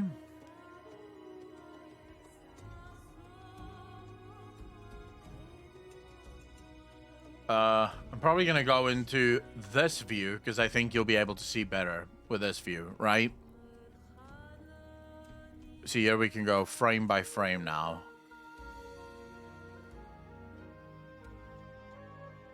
Let's get that first.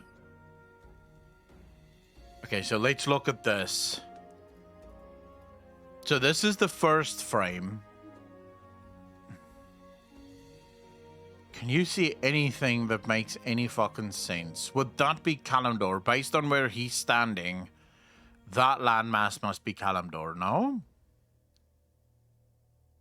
Like that one there.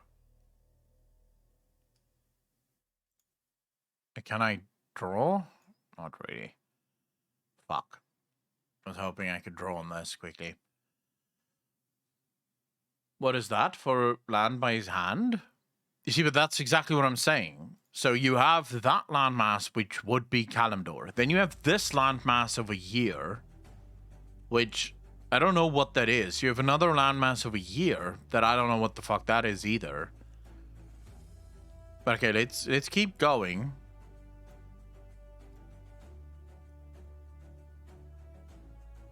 Okay, so he looks back at the ship, year.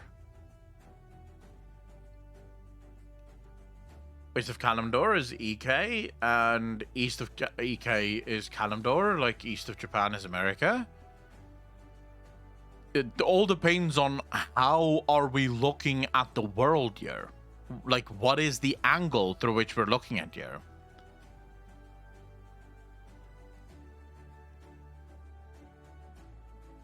If that land was EK, why is his handprint not... Why is his hand not destroying massive parts of the Eastern Kingdoms? So you see the landmass here, right? That's Kalimdor over there.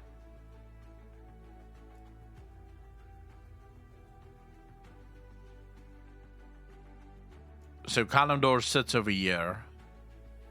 You guys think that is the Eastern Kingdoms? The problem I would have with that is they would not be this close together.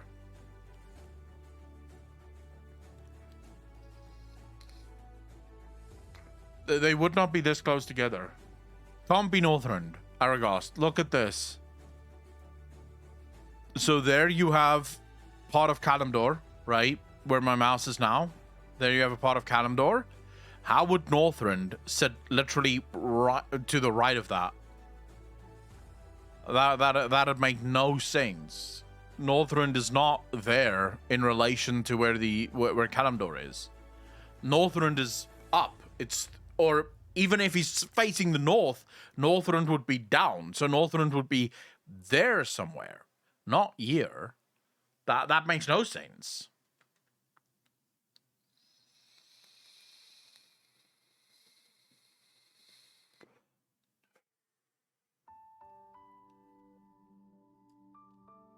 I don't know. You see, there where his hand is clearly pressing on some landmass here. You can see it. His hand is resting on some kind of landmass here. And where he's stabbing right now, that's where Kalimdor is. So he's literally, that's where he's stabbing into Kalimdor.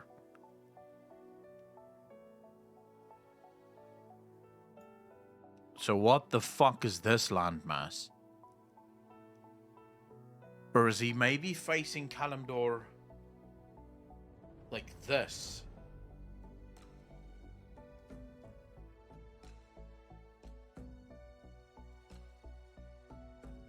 Because if he's facing from this side, so imagine Eastern Kingdoms lies here, and he's facing Kalimdor like this, or he's on this side and facing Kalimdor like this, the location where he stabs would kind of make sense, and that would also explain the landmass that we're seeing.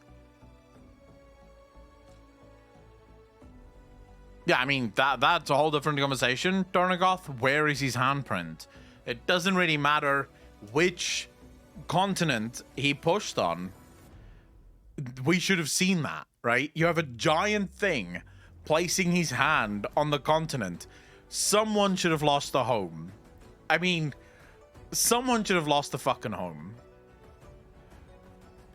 Like, a bunch of people should just suddenly have been squashed by his hand. The only thing I can think of is either Blizzard didn't think of that. Look at these bracers and how deep they go. No, but his hand can't be in the ocean because that's a landmass there, Goldseeker. How would you explain that? There's actual land there. You can see land through the clouds there. You can see land over here, and you can see land through the clouds there. He's bracing on land, not in water.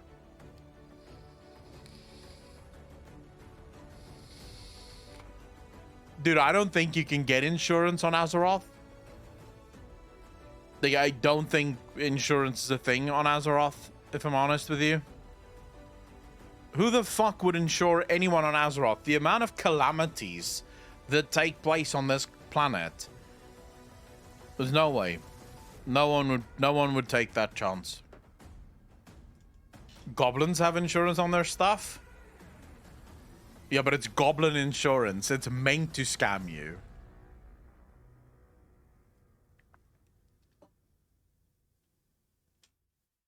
I would. You think I would pay out? No one gets a deductible. Imagine your rates, dude. You'd go bankrupt from a single month of insurance payments on Azeroth. I'd like to insure my hut. That'd be $2 million. What? That's more than my hut. Yes, but it's probably going to get destroyed like 5 million times a year. So 2 million, please. Fuck you.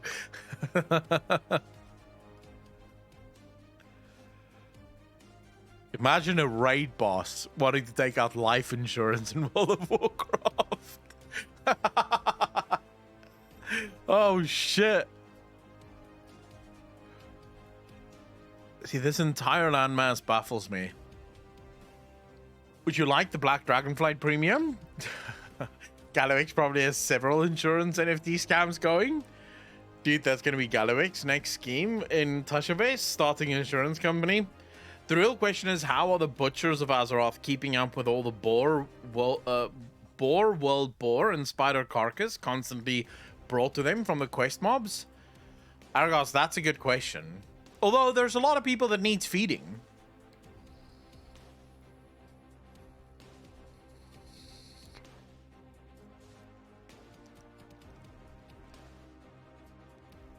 I don't know. Something about this map seems so off, bro.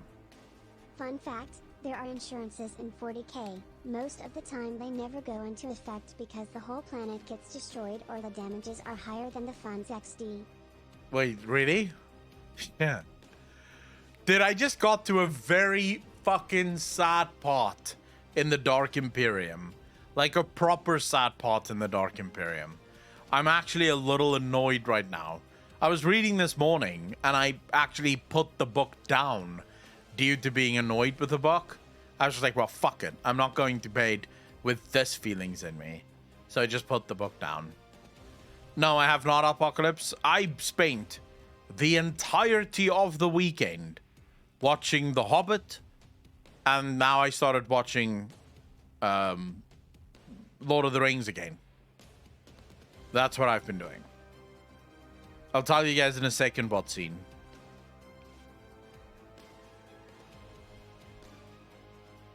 All right, to conclude this conversation that we've been having, chat. Maps are weird. I don't know what any of this means or if it even means anything. If it does mean something, fuck you, Blizzard. Kindly. For making it so incredibly difficult to see what the hell it's supposed to mean. If it doesn't mean anything, screw you, Blizzard. For making it seem like it could be something when it wasn't anything at all. You could have spent a little bit more time and actually 3D generated a proper Azeroth that doesn't make me want to kill myself, because I don't seem to understand what the hell it means. But apart from that, fun discussion. Fun discussion all around. Not enough views to justify the effort, Prophet Scott. The islands where all our skimpy ladies went. This week's Sekiro Vaults. On EU, we find Azerite cannons and Azerite ore. Doesn't Azerite start running out? First when Sargeras stabbed her, Deathwing was ahead of Gallywix with it, apparently, and wonder what he used it for. Wait, that doesn't make sense.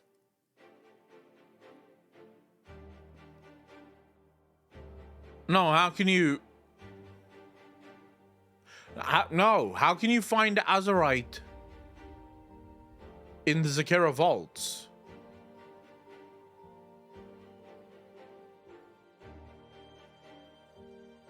Yeah, but it should not be there. There shouldn't be.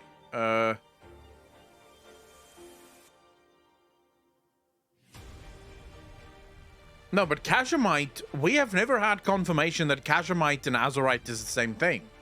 We've speculated that Kashmite and Azerite is the same thing because they literally sound like they're the same thing, but I don't think Blizzard have ever confirmed that Kashmite and Azerite is exactly the same thing.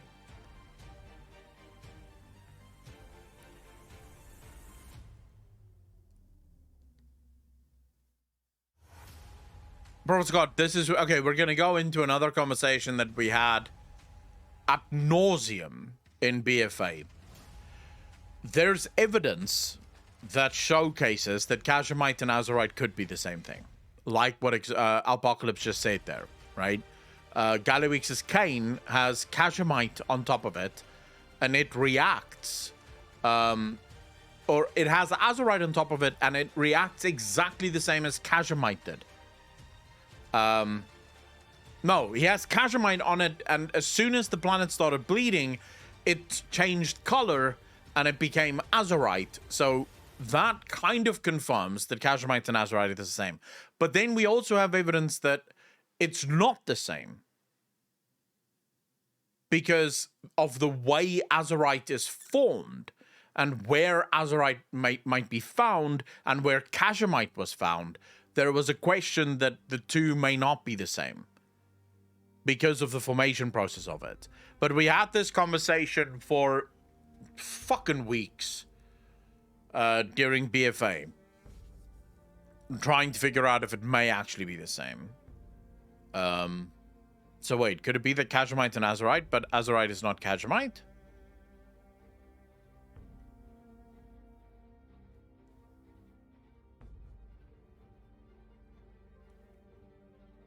No. No, I don't think so. Now, there I could agree with you, Apocalypse. Kashmite is a form of unpure Azerite. So Azerite mixed or not yet refined. That I can agree with. Moni, how you doing, bro?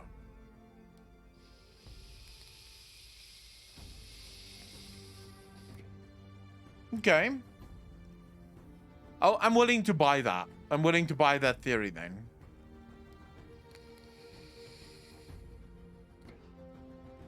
But then why is it called Azerite? Did Deathwing figure out how to refine it? In other words.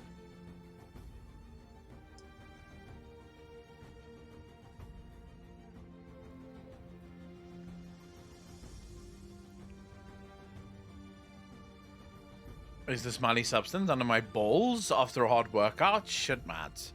You should wash your balls more, bro. That's why when they made it drinkable or inhaled through the steam vents in Zundalar, it had the same effect as well as of Eternity, as well as the Well of Eternity, which is also Azerite in a stable form. Well, yeah, but the Well of Eternity would be Azerite with infused with a shit ton of order magic, right? It was the Earth Water, so him having access to the planet's blood, so I don't think it's a stretch that much. Yeah, but the planet needed to bleed. And the reason I say it doesn't make a lot of sense, the planet started bleeding after the first sundering. The first sundering only happened when the Titans pulled Y'Shaarj out of the planet. At that point, there would have been, I mean, Deathwing wouldn't even have been a thing. Yet, at least. And we've always been told that the bleeding of Azeroth was contained at the Well of Eternity. Not that it was bleeding all over. Is it possible that Neltharion dug deep enough to make Azeroth bleed? I mean, it's possible that the old gods gave him the blood. Because they would have been able to go deep enough to access the blood of Azeroth.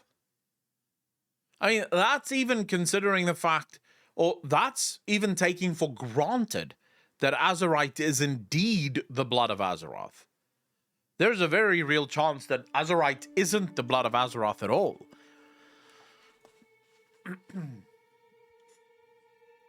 Because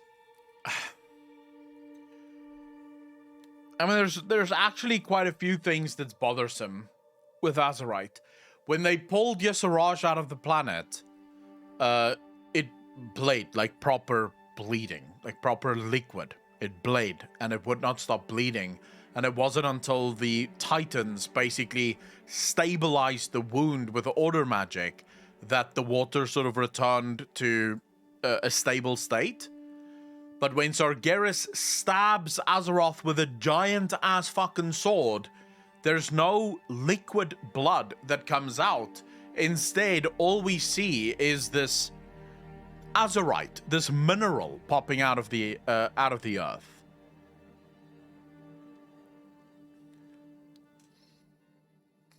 Bubble Buds, that's exactly what we're trying to discuss here. How the fuck did Deathwing get his hands on Azerite? Where did he get that from?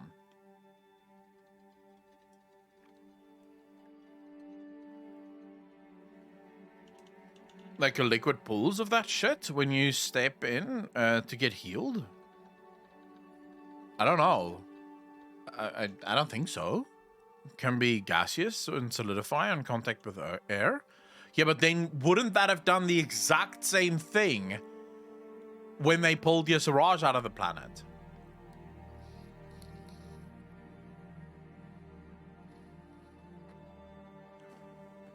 Not where he stabbed. No, Mads. Go to Silithus. There are no pools of Azerite. Silithus is as dry as a nun's cunt, bro.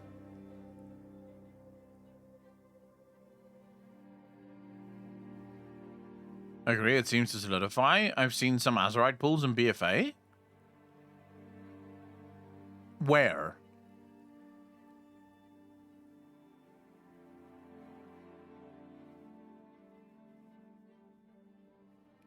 could have gotten it with his powers. He could have had Drogbar and Goblin Slaves mine it, or he could have dealt with the Old Gods. Not where he stabbed, but if you go to, I think it's Nazmir, areas with Azerite, punching through the crust, there's pools of liquid Azerite around the solidified stuff. It's just interesting that the wound would not be gushing with fucking blood. Azerite in the Well of Eternity is ultra-refined Azerite, then wouldn't Saronite be Azerite mixed with Yogg's blood? We know Yogg is responsible for it, but it also has some power similar to Azerite as well, which is unusual for the black blood of an old god that became the minions of the old god like Silithid. I mean, at this point, I think the old gods are so intertwined with Azeroth that anything would make sense for them. And that the throws and blood of an old god, Yoxaron, yeah, the Saronite Digimark. When we find the Azerite in the labs, is there anything else in that lab that links the lab to a certain time period? If the lab was used after he became Deathwing. So Purple Buds, the problem there is, when did he become Deathwing?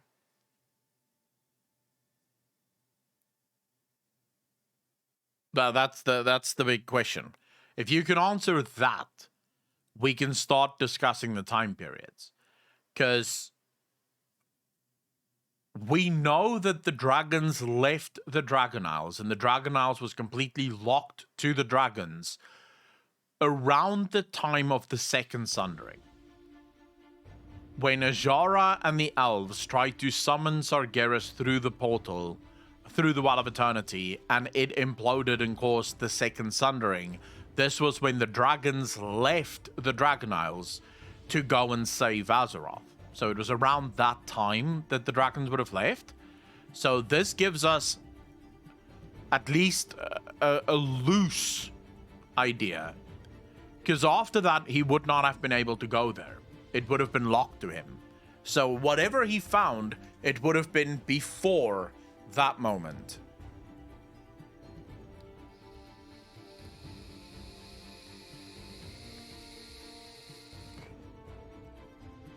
Prophet Scott, but this is where I actually agree or disagree with that notion that he was researching how to become Deathwing. I think he started out researching how to not become Deathwing. This, by the way, is also why I think he researched Shadowflame. Shadow, the thing that corrupts. Flame, the thing that cures or burns corruption. I think he was trying to figure out how to remove the corruption from himself or perhaps from something else. And in this quest, he ultimately fell to the point where he no longer needed, he no longer needed the protections because, yeah, he was just now going to be Deathwing and be happy with that. That's my theory, at least. No, I don't think he did it for Rathian. Rathian would not even have been a thought back then. The pain, the burden of Earth caused him.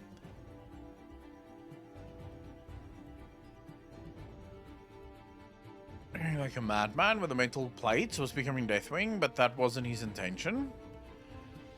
I don't know if the pain is necessarily...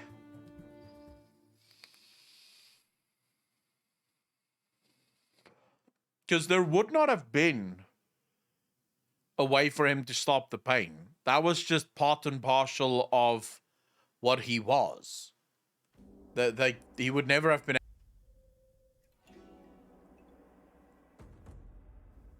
We're good now. Okay. Fuck. Shit. Because on my side, things were perfectly fine.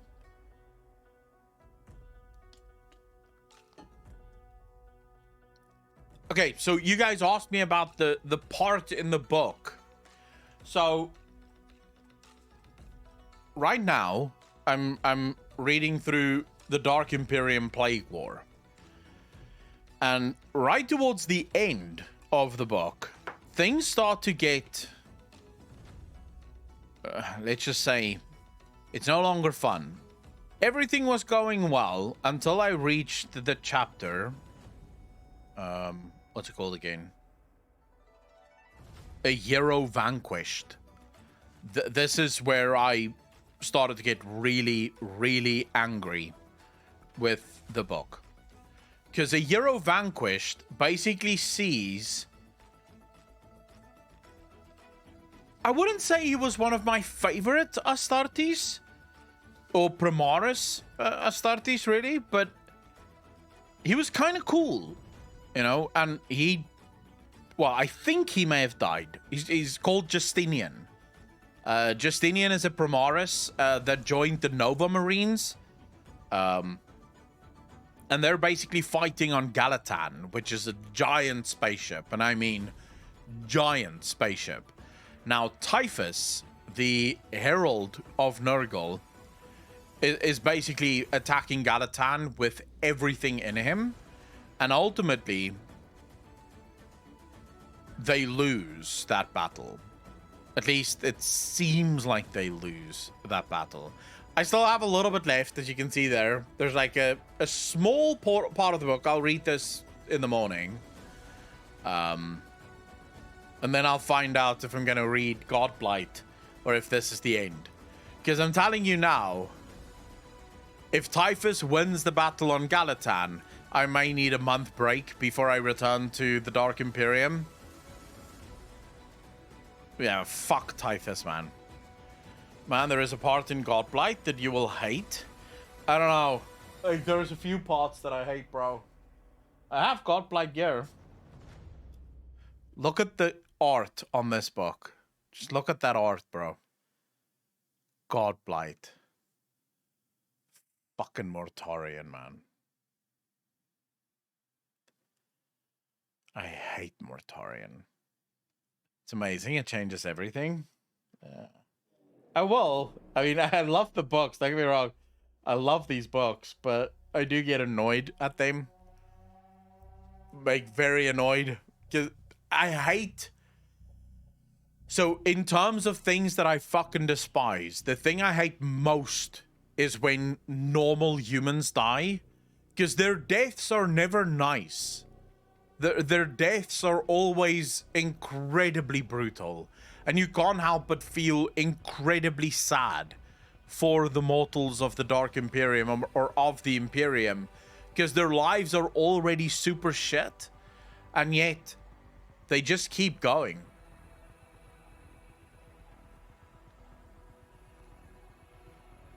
Proper 40k. What did you think of War Crimes? My favorite WoW book, to be honest. I liked it, but it's been a few years since I've read it. I've liked all WoW books. Anyway, you need some good vibes of the Imperium winning. Cough. The video. Cough. There's... I wonder if I will find it. Thanks for the 100 bits, dude. Really appreciate that. I'm gonna see if I can find this passage for you that just sums up the horridness of being a human in the Dark Imperium, man. Or in the Imperium. I'm gonna see if I can find it. Kugath held back from a melee. He was contained to hold Jarls. No. Verity tracked its movements. Her bolt gun. One moment, it was 1,200 feet. Next, 600 feet. Never born. For her. Ruthless certainty. Cleaving armor. Davaro stopped with a jerk. He's perfect.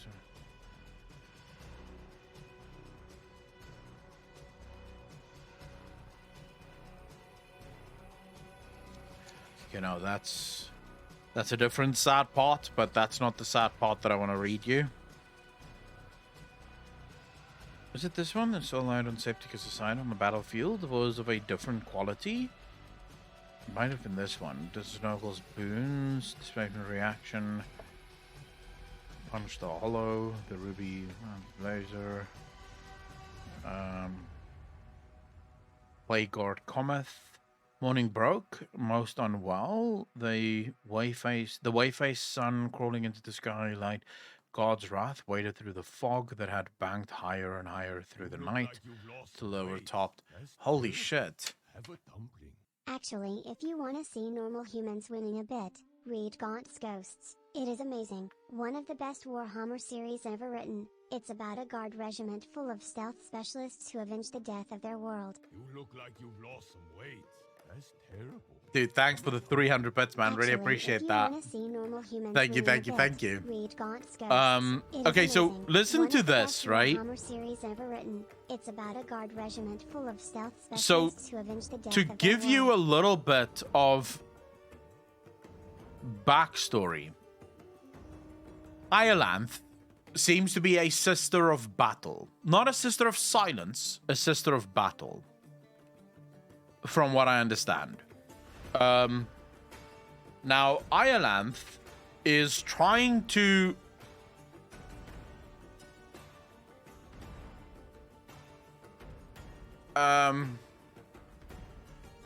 Iolanthe is trying to save this girl, who they believe is a saint of the Emperor.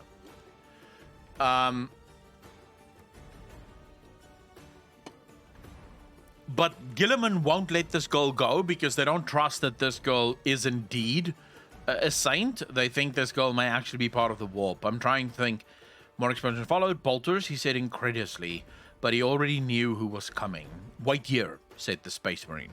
The Space Marine stepped sideways through the door without even looking to see what awaited him. His gun leveled and firing as soon as it was clear of the room. Deveros didn't heed him and followed, peeking through the gap between transhuman warrior and door jam. Men were shouting. The room was thick with fesaline and the ozone smell of ionized air. The body of one of his men lay on the ground. Deveros couldn't see much past the Ultramarine. The Space Marine had his bolt rifle up tight into his shoulder and was switching targets with alarming surety, squeezing off staccato bursts. The roar of a Maltagun changed that. The Space Marine staggered backwards. A wash of hot air, laced with vaporized metallo-ceramic and burned flesh, singed Deveros' nostrils. He was almost too slow in stepping back. His eyes swam with the heat. The Space Marine crashed down hard. A neat hole in his torso. Smoke rose from the wound. Incredibly, he was still alive, attempting to get up with half his organs cooked.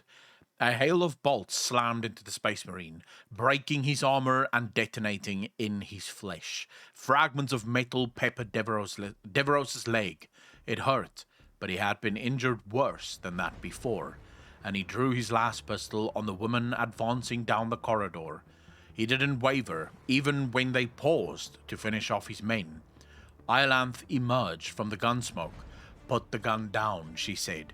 Her augmenter granted her voice an extra layer of authority. He almost obeyed. I don't think I will, he said. Is there an ad playing? Benny, I do apologize, bro. It should be over soon. Okay, so put the gun down, she said. Her augmenter granted her voice an extra layer of authority. He almost obeyed. I don't think I will, he said. You had better surrender before this situation gets worse. You can't hurt me with that pistol. Not in this armor. I could, he said. You'd have to be lucky, and the Emperor is with me today. Deveros, you know what she is. The Emperor has a plan for her. You are a faithful man, a true warrior of the Emperor. Heed his call. He needs your help. I would prefer if the Primarch were a judge of that. She's a psyker. She could be dangerous. The Primarch cannot see what is in front of him. She's no psyker. Know him well, do you? Said Deveros. I'll take your surrender. Drop your weapons. Come on, do it now. This can finish, if you choose. Iolanthe's warriors spread out across the narrow corridor, taking positions in doorways covering the way they had come. You've seen the miracle she performed, Deveros, said Iolanthe. Those chains don't stop her. She is not warp-touched, but is something else, something glorious. I've seen a lot of things, said Deveros. Some of them have been like this. Some of them have been performed by good people, others by people evil through and through. All of them have ended badly. She might save this world, but she'll damn it in doing so. There are many powers at work in the galaxy. Not all of them are evil. He smiled sadly. I can't agree with that. It is always better to assume the worst. He pushed his thumb along the power slide of his last pistol, bringing it up to maximum. Major Deveros, you are a good man, but good men must suffer so that all may live. They are blessed who are martyrs, for they shall be with him at his side for eternity. Drop your gun to the floor, and you may continue to serve him in this life. You can't do this. These are the Primarch's orders. The child is to remain here. My guidance comes from a higher power, the highest of all. Deveros' finger twitched over the trigger. I can't let you, I'm sorry. Last light flashed. The beam's duration was too short to register on human vision. The noise of its passage and impact were too closely spaced to tell apart, blended into one loud bang. Smoke curled over Ilanth's heart. Deveros was a good shot. Ilanth was only a few feet away, but her battle plate was amongst the best in all the Imperium, and though her undersuit was visible through the hole, she was unharmed and unmoved. Deveros was mildly surprised to see he had broken the surface of the armor at all. And this is where I got super fucking annoyed at this. Listen to what she says here. I am sorry, Deveros, said Ilanth. The Emperor's will cannot be obstructed by any man, especially one as inconsequential as you. May you live forever in the Emperor's light. Ilanth's gun barked. Ilanth advanced into the room over Deveros' body, her weapon roaring. Dude. It might not have the same effect on many of you listening to this now, but believe you me, if you read this book, you formed a relationship with Deveros. This is now the second Warhammer 40k book that I have read, and it's the second time that I've wanted to rip the book apart at a certain point in the book. In the first Plague War, in the Dark Imperium, not the Plague War, in the Dark Imperium, the first book, you meet a young soldier named Varys. Varys is a normal mortal like Deveros here. Normal. They're mortals, they're part of the Astra Militarum. Varys' story is perhaps the most interesting in the entire book, because you see pure suffering from the normal mortals in this universe. How they are completely left to the devices of gods. And that his moment was also just, it was very devastating. Very devastating. When his time came. Ethan Israel, I'm busy reading it. I'll be moving on to Godblight soon, I guess.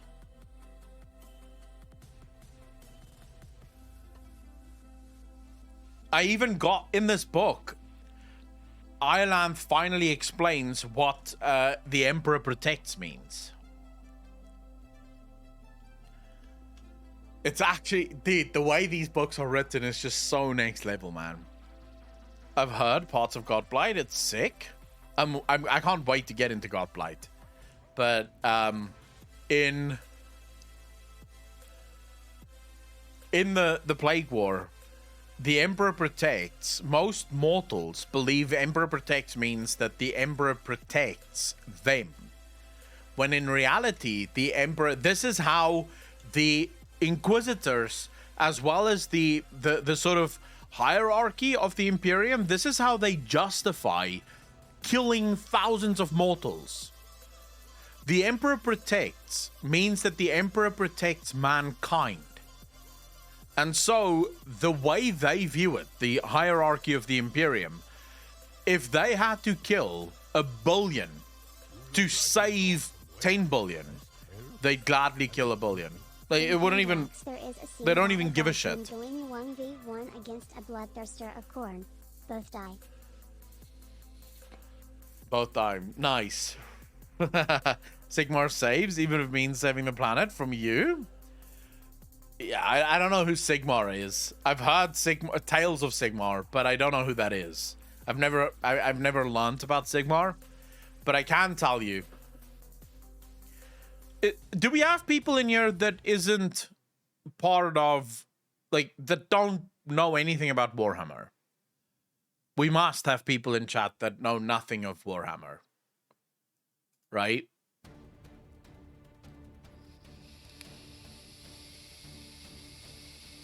Abaddon, there is no such thing as another version of the Emperor. The Emperor protects, fam. The Emperor protects. And the Emperor is singular in his purpose. Warhammer or 40k? 40k. It's what I'm most acquainted with, is 40k. Getting into the Age of Sigmar, so I'm you, but the Age of Sigmar and Warhammer Fantasy 2.0? Shit, Alderzan. Yeah, if you don't know anything about the Warhammer 40k, if you ever think of getting into it, my advice to you would be don't. Because the universe is just one of the most fucked up universes you can ever get into. It will leave you angry. It will leave you satisfied, but very angry. Most of the time, very disgusted. Like, believe me, when they deal with anything Nurgle related, it's disgusting. This is absolutely, it's the worst shit ever. Should advise that. Abaddon, it's the kind of advice that keeps people from not going bankrupt. Because this universe is also incredibly expensive. For getting me into it, Danny, it's my absolute pleasure, fam. I love it. It's absolutely phenomenal. It's the best universe. No, it is. It is, by far. Warhammer 40k is probably the best fantasy universe I have ever been a part of and that I've ever learned about. But it is overwhelming. Now come on, let's watch my vid Pokesequist while waving more money XD. Even history, I definitely don't have time for that. I do have time for another video that I saw, but now I'm probably not going to be able to find. The space shuttle.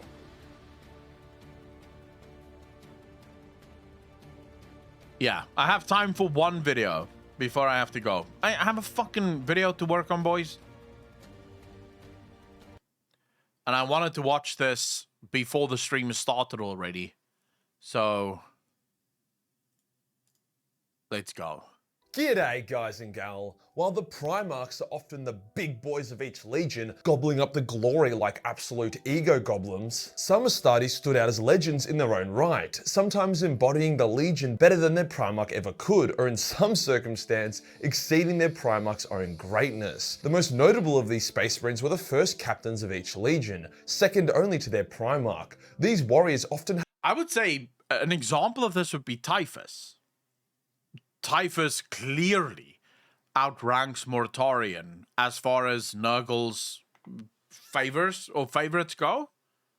Had a massive impact on the setting and their legion, with some even surviving to this very day. But regardless if they're alive or not, it's worth checking out what happened to them.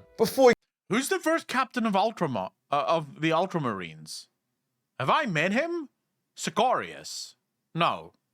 It wouldn't be Sicarius, no?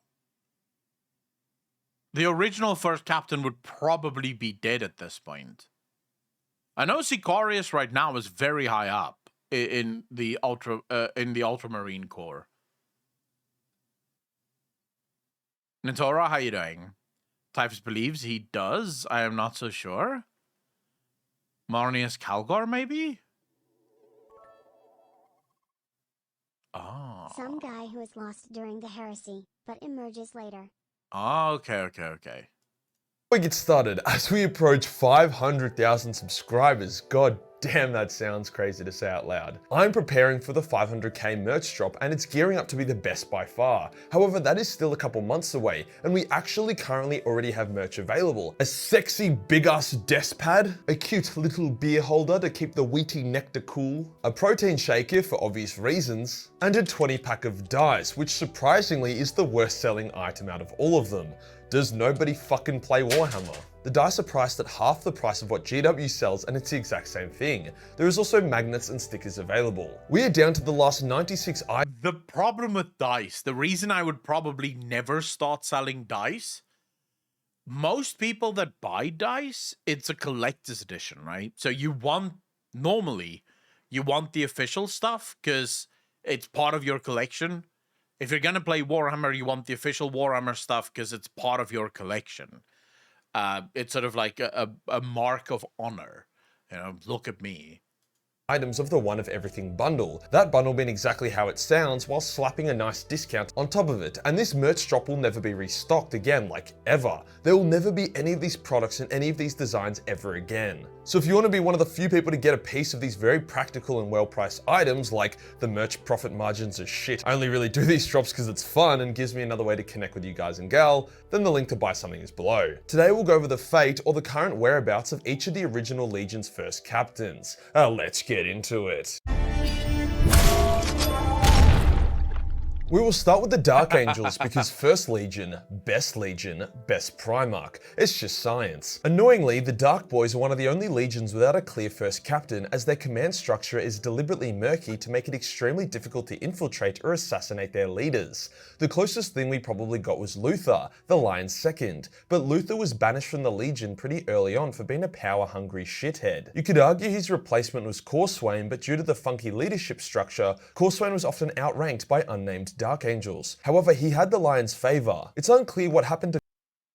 Didn't Luther fall to Chaos? Corswain after the Battle of Caliban, with some people even thinking he has taken the mantle of Cypher, but that would take about 10 minutes to discuss, so maybe we'll do it in a future video. The Second Legion's first captain got caught on Jeffrey Epstein's island and killed themselves while awaiting trial. The first captain of the Emperor's Children was Julius Caesarion. Before his legion became a bunch of rapists, Julius was actually a pretty cool bloke. He loved art, music, and shiny stuff. He was as steadfast, formidable, and powerful as Astartes. Then he became a degenerate piece of shit when Fulgrim allowed the soul of his legion to be corrupted by the Leia's culture. Fulgrim. Julius was enthralled by the Leia music and eagerly allowed Fabius to experiment on him. During the Dropsite Massacre, Julius fought against Gabriel Santar, the first captain of the Iron Hands, and had his face smashed in, ruining his handsome visage. In return, he brutally killed Santar in a very vicious way, like fully sliced his cock off. Julius would continue to be a loyal son of Fulgrim, staying by his side during the heresy as a favoured son. After the heresy, he ascended to become a demon prince of Slaanesh, and has been the occasional problem here and there, but nothing serious. The Iron Warriors didn't really have a first captain, as Perturabo was such a bitter, paranoid asshole that he didn't really let any of his sons get close to him. After all, he literally replaced his honor guard with a bunch of robots. But Cardamore Foryx was the captain of the first company, so technically he is the first captain. He was a steadfast yet pretty unremarkable warlord during the heresy, leading his company against the Imperial Fist at the Battle of Fal and then at the Siege of Terra itself. He survived the siege and led his warband away from Terra. During the subsequent 10 millennia of war, Foryx became an outcast in his own legion because he was like, fuck this shit, I fucking hate being a heretic. But he couldn't leave the traitor forces as he had no other choice. Eventually, he and a loyalist Warhound Titan became nemesis, and during a battle during the 13th Black Crusade, he was killed by its brother Titan as he was attempting to board it. Overall, an unremarkable and unimpactful captain. Once again, the White Scars don't have a clear first captain, with some thinking it's Jubal Khan. However, Quinn Zar is the most likely choice. An extremely powerful warrior and captain of the Kashig, the elite of the White Scars, Quinn Zar fulfilled his role to perfection. The White Scars are gone at the moment, right? Like, no one knows whether or not their Primarch is alive. They are loyal, but no one knows where they are, right? Fun fact, the current most popular Iron Warrior has half Imperial Fist Genseed, half Iron Warrior. How can you have half-half? How would that even work? Agadi's second in command, but also questioning his Primarch's decisions, whilst encouraging his men to do the same and play devil's advocate to their Primarch. First captains who balance out their Primarch's ego and tempers were often the best. So I know for a fact Guilliman right now, during the Dark Imperium stuff, the Ultramar raids, Guilliman has a number of Marines, Astartes under him that aren't Ultramarines. Because basically in the battle, they're deploying blue Astartes, there's yellow Astartes there's green Astartes. So there's a number of Astartes that clearly don't have their Primarch, so they're just sort of following Guilliman right now. Not even sure what the fuck's going on. When I'm saying they're gone, I'm talking specifically about their Primarchs. For the job. However, Quinzar was killed during the Horus Heresy. Jagadai would then offer the role to Jubal Khan. However, out of respect to Quinzar, Jubal would refuse, instead accepting the offer to become Master of the Hunt. Jubal would go on to find and attack Abaddon, recognizing him as a key enemy. However, Abaddon would kill Jubal, leaving the White Scars without many named characters floating around. The Space Wolves have a number of notable characters, the best being Bjorn the Fell-Handed, but their first captain wasn't one of them. Gunnar Gunhild, that Scandinavian fuck, was the first captain of the Space Wolves, but actually had a pretty mid-relationship with his Primarch. He was around for all the juicy shit, like the Council of Nicaea and Burning of Prospero, but more so as an NPC rather than a main character. He would go on to sacrifice his life and ship against an Alpha Legion ambush, taking out an Alpha Legion ship in the process. This sacrifice allowed the rest of the Space Wolves to escape and survive. Arguably the best of the first captains, we now have Sigismund of the Imperial Fists. Sigismund was universally respected across all the legions. He was able to become BFFs with most of the other first captains or notables, such as Sevatar, Jubal Khan, and Khan of the World Eaters. It was his amazing swordsmanship combined with his demeanor that made him so badass. However, he would also become one of the only first captains to be disowned by his Primarch after Sigismund started believing the Emperor to be a god and allowed superstition to guide his actions. A big no-no in the secular Imperium. Rogel knew his son was still an asset though, so he repainted his armor black and gave him the role of the Emperor's champion. His only goal would be to kill as many Chaos Champions as physically possible. Of course. And holy fuck did Sigismund kill some Chaos Champions. He would somehow survive the Siege of Terra despite constantly melee fighting the best the traitors had to offer, and then would go on to become the first chapter master of the legendary Black Templars. A few centuries after the heresy, an aged Sigismund would duel and Wait, he joined the Black Templars? Technically beat Abaddon, ramming his black sword through the warrior's chest. However, bullshit hacks meant that Abaddon somehow tanked the sword and was able to cut Sigismund in half, killing the legendary first captain. The Night Lord's first captain, Yago Sevatar, was a fucking legend. He embodied everything admirable about the Night Lords. Ruthless, efficient, with a strong sense of justice. Yeah, these guys are all the disgusting. while not becoming a sadistic fuck. He was more of a Night Lord than his Primarch Conrad and would often question his Lord's philosophies and attitude, especially the more retarded ones. Sevatar was also the only Space Marine to ever beat Sigismund in an honor duel, although he technically cheated, which was very Night Lord of him. Sevatar was so respected by the Legion that when he vanished during the Siege of Terra, it more or less destroyed the Legion. Many Night Lords respected Sevatar more than their own Primarch. As for what happened to Sevatar, it's not clear. It seems as if he died during the fighting, however it's a bit shocking that a beloved character would have an off-screen death. A more spicy theory is that he became disillusioned with the traitor's cause and became one of the founding members of the Grey Knights. Either way, I don't think this is the last we've seen of Sevatar. Of the Grey Knights? How would a guy that joined the Traitor Marines and then got disillusioned with the traitors, how would he ever find the Grey Knights? Would the Grey Knights even accept him back? In one way or another. Another complete badass, we now have Raldoron, first captain of the Blood Angels. Raldoron had a great relationship with Sanguinius and was a great first captain, being known for his god-tier swordsmanship and lack of fucks to give. He was also a brilliant commander. He stuck close to his Primarch's side, hence featured pretty heavily during the Horus Heresy, being Sanguinius' personal therapist for half of it. The most iconic moment of Raldoron was during a Night Lord attack on his position during the Siege of Terra. The acting Night Lord commander of the Legion, since Conrad didn't go to Terra, challenged him to a duel. The Night Lord was very cocky, as his sword contained a powerful demon that basically did all the fighting for him. However, as a pretty hilarious prank, born partly from the demon respecting Raldoron, it turned off its power, meaning the Night Lord had to fight Raldoron in a fair fight. Let's just say that didn't go so well, with the Raldoron— Wait, demons do that? The demon respected the guy that he's fighting so much that he turned his power off.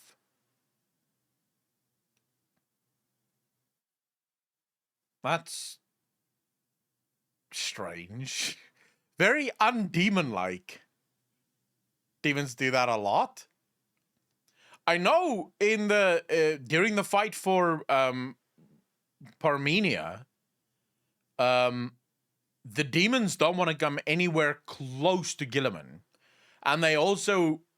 So there's actually this one incredible scene where one of Nurgle's chosen, one of his generals, decapitates himself before he gets killed by one of the Sisters of Silence.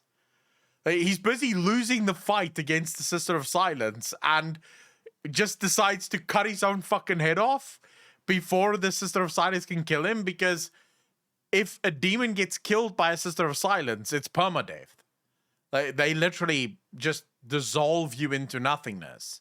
So he literally starts losing the fight. He's like, oh, fuck this. Just kills himself so he can go back to the garden and get reborn. It's actually pretty hilarious. Good instance of Fabius Bile book. When he tried to make a pact with the demon only accepted not because of the Aldar sacrifices, but only accepted as Fabius Bile said he would record his disdain to Fulgrim. Okay. Ron quickly besting the Night Lord before Spartan kicking him off the wall, hitting him with the iconic line of "Get off my wall," thus breaking the Night Lord forces at Terra. Raldoron would go on to survive the siege, becoming the first chapter master of the Blood Angels after the legions were broken up.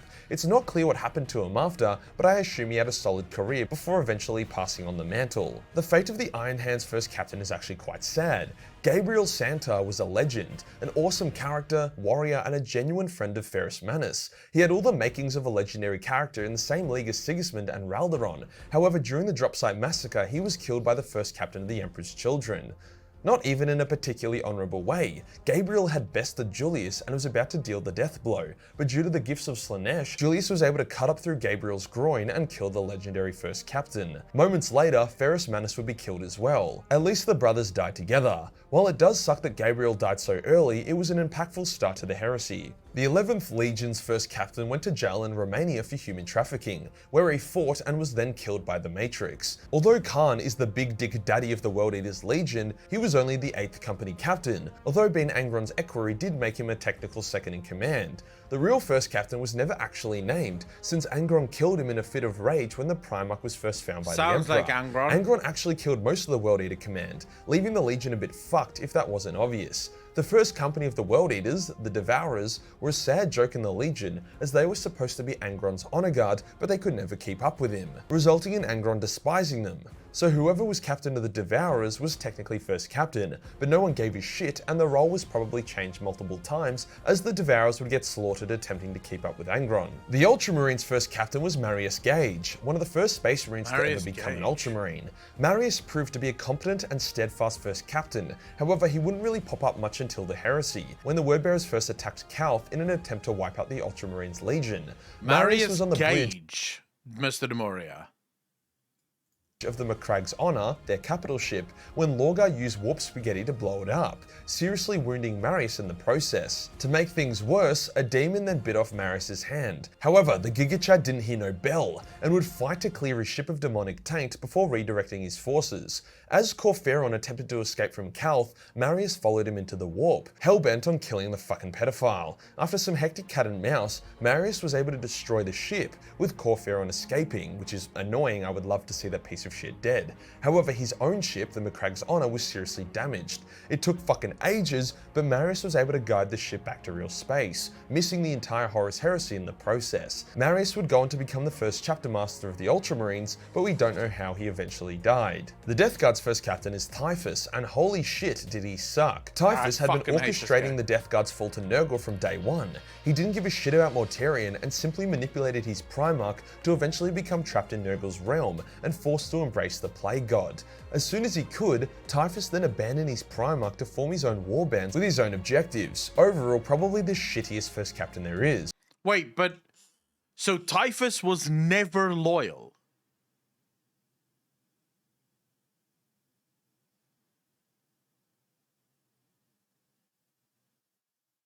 How would he have made it? But how would he have made it past the Emperor? Would the Emperor not have known that Typhus isn't loyal?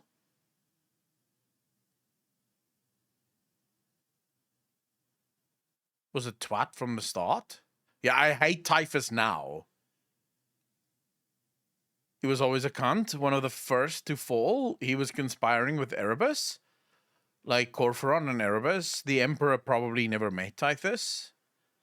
He's just a captain anyway. He was a Psyker, but the Death God and Mortarion hated Psykers, so he became more of a twat. Yeah, I definitely don't like Typhus. The way he speaks to Mortarion. Now, to be fair, I'm not a huge fan of Mortarion either. But the way Typhus speaks to Mortarion, he has no respect. Mortarion has this entire plan of how he's going to defeat Guilliman. And Typhus just goes, nah. I do what I want, bro. Good luck with your fucking war. I'm just going to do whatever the hell I want to do. Typhus is still around in the current setting, giving the Tau aids and shit. Azek Ahriman was the legendary first captain of the Thousand Sons, and he performed his role well, attempting to balance out Magnus's recklessness. Ahriman's fall from enlightened chiller to pawn of Titsnitch is a tough one to swallow. When Magnus declared for Titsnitch, the flesh change began tearing the few surviving Thousand Sons apart, forcing Ahriman to rush a ritual with the goal of stopping it. The result was the majority of the Thousand Sons becoming these dusty automatons. Mortarion, not Guilliman, not Typhus, not Nurgle, and not the Emperor. Kugath seems to have some respect for Mortarion. But why exactly did no one have respect for Mortarion? We need to watch a video on Mortarion. Or I just need to read his chapter book to learn why people fucking hated him so much. And maybe why I hate him so much. Because I have only read The Dark Imperium, and I can tell you I do not like Mortarion one fucking bit. With only a few retaining their consciousness. This ritual would result in a fight between Magnus and Ahriman, with Ahriman being spared due to the intervention of Titsnitch. Ahriman would go off to form his own warband, mostly abandoning Magnus, but occasionally teaming up whenever the chance to kill some Space Wolves presented itself. Ahriman is still alive in the current setting, seeking an entrance into the Black Library, as well as a way to bring his dusty brothers back to life. Now we have probably the most infamous of all the first captains, Ezekiel Abaddon of the Sons of Horus. Ezekiel was a monster from day one, much larger and stronger than most Astartes. He would often beef with Horus, but not in a balanced, healthy way. Abaddon always advocated for war and battle and death, with Horus often wanting to take a more diplomatic approach. As the heresy ground on, Abaddon lost more and more respect for his Primarch, to a point where when Horus finally died, Abaddon didn't really give a shit, and went on to disband the entire Legion and reform it into the Black Legion.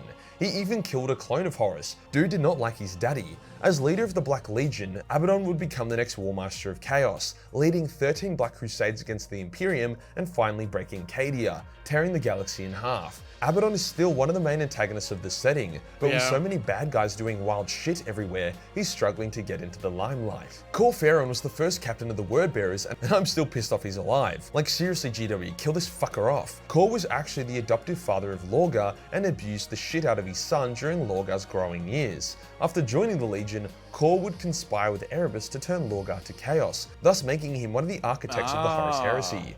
Khor was commander of the attack on Calth and was often seen leading a large chunk of the Legion. After the heresy, Lorgar... Which book would I read to learn about Erebus? Because that name seems to pop up everywhere. And yet I've never read anything about Erebus. A mix. So there's no specific book for Erebus.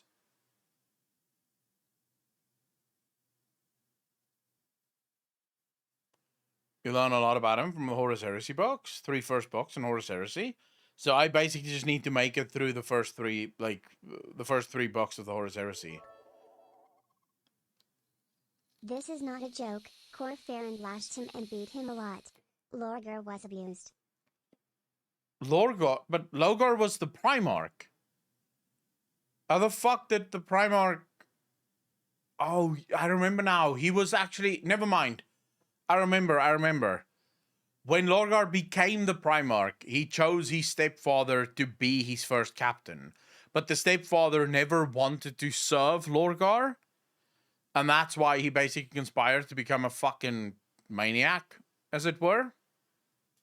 Lorgar secluded himself in meditation/fear of Corvus Corax, so Erebus and Khor Pharaon became the leaders of the Legion, but since they both sucked balls, they hated each other's guts and entered into a 10,000-year power struggle for control of the Legion. Neither could quite manage to dispose of the other, so they occasionally take half the Legion out for a genocidal stroll in Imperial space every few thousand years. The Raven Guard had a pretty loose command structure, as befitting their more skirmishy style of war, hence didn't really have... You know what I love? He keeps going through all these names, and I know the last one is coming up, the Alpha Legion, and he's just gonna go, I am Alfarius. And then that's the end of the video. Because who's the first captain of the Alpha Legion? Alfarius, probably. Or someone like Alfarius that looks like Alfarius, but maybe isn't Alfarius. But maybe it is Alfarius. Who knows? Like, this whole video, I am literally just sitting here waiting for the fucking Alpha Legion to pop up. He is not Dotang.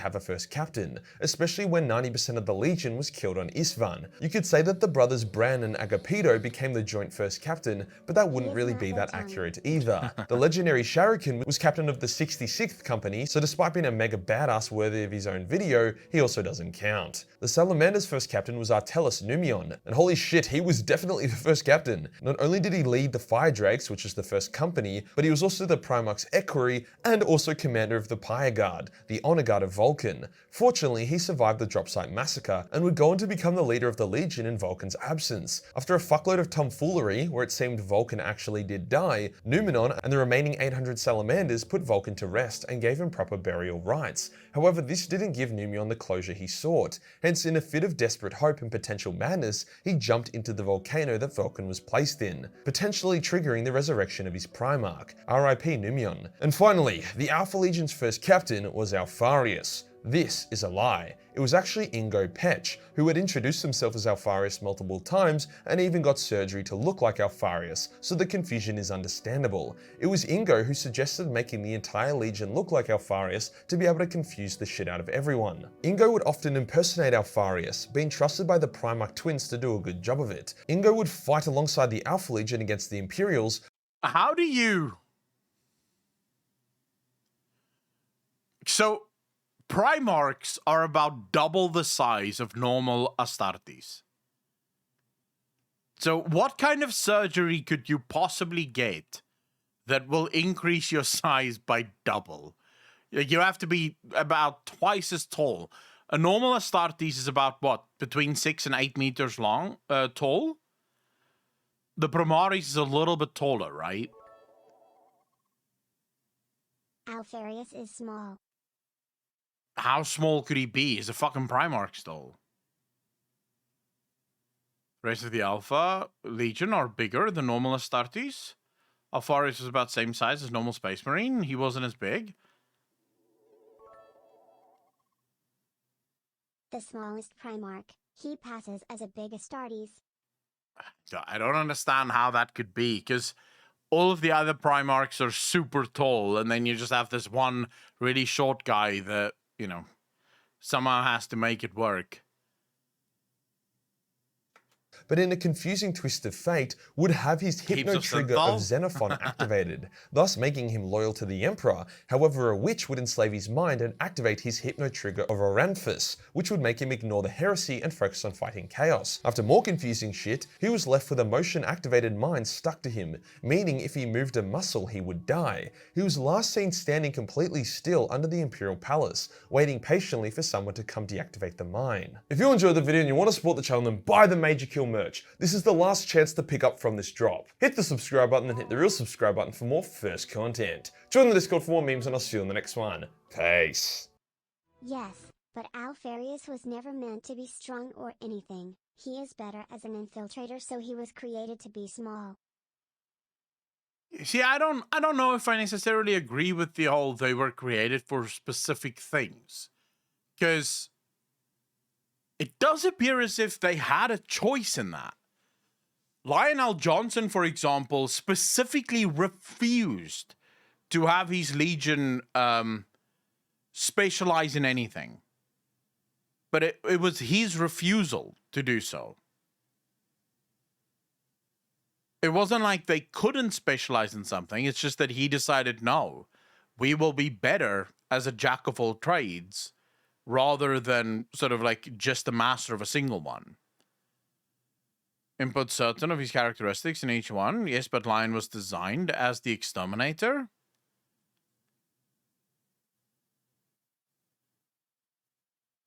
No, isn't the master strategist Guilliman? Guilliman is considered to be the master strategist. I know the lion is an absolute godlike fighter. And as many have said, perhaps the only one that can take down Angron.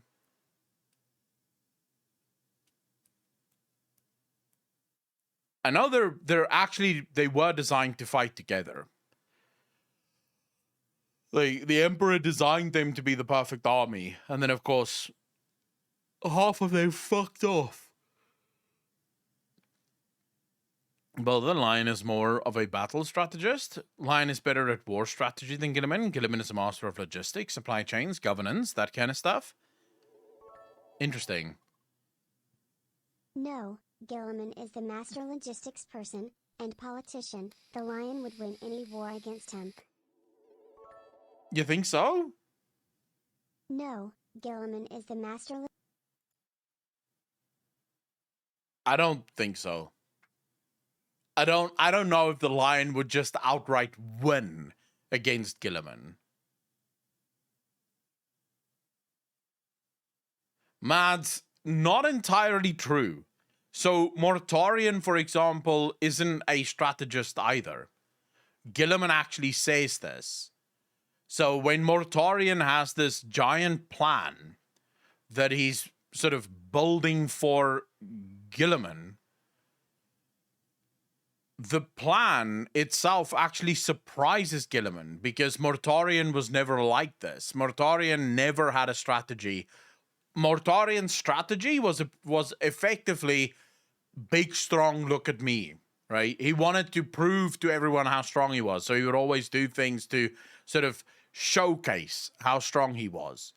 And Gilliman actually believes that Mortarion isn't the one behind the plans for the Dark Imperium, that something else might be planning through him rather than him being the plan maker, because he seems to have learned some semblance of strategic thinking.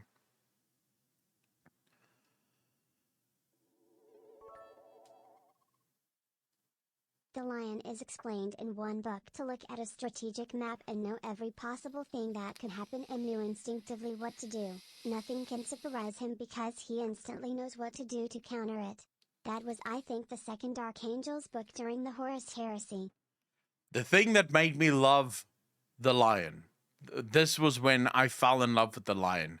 I can't remember who it was he fought, but he fought either a demon or a Primarch that could see the future. He fought something that could see the future. And so he went into that battle, and in the middle of a swing, he would change his strategy so that the thing that saw the future couldn't actually... Konrad Curze, it was Konrad, all right. So that Konrad Curze couldn't actually see what he was about to do.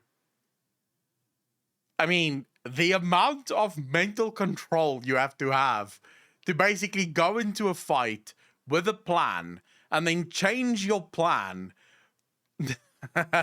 mid-fight, or mid-swing, that's insane. His instincts beat another Primarch with foresight. I'm a huge fan of the Lion, but also a huge fan of Roboute Guilliman. I have to admit, I do like Roboute Guilliman. I don't know why Twitch is just doubling everything here today. It seems weird, but Twitch seems to be doubling everything. He is not Dotang. Yeah, I like him. Did that as a did that in a Primarch battle? Alfarius is small. Okay, now Twitch is just taking a piss. What are you doing, Twitch? I'll just mute the alerts for now. Twitch seems to be having a fucking mental breakdown. Alright, we at least got to watch one video. You know. I'm gonna go now so I can get some work done. And then get back to watching The Lord of the Rings. Because I still have 2.5 movies to go. I only got to like halfway through the first Lord of the Rings movie. And then day was over, I had to go to the gym. So yeah, I'm gonna go. I will be streaming tomorrow. And then I'm probably not going to stream this weekend because it's Easter weekend. And I might be spending some time with family this weekend. So I'm not entirely sure, but I will be streaming tomorrow still. So maybe we'll make tomorrow the last stream for the week.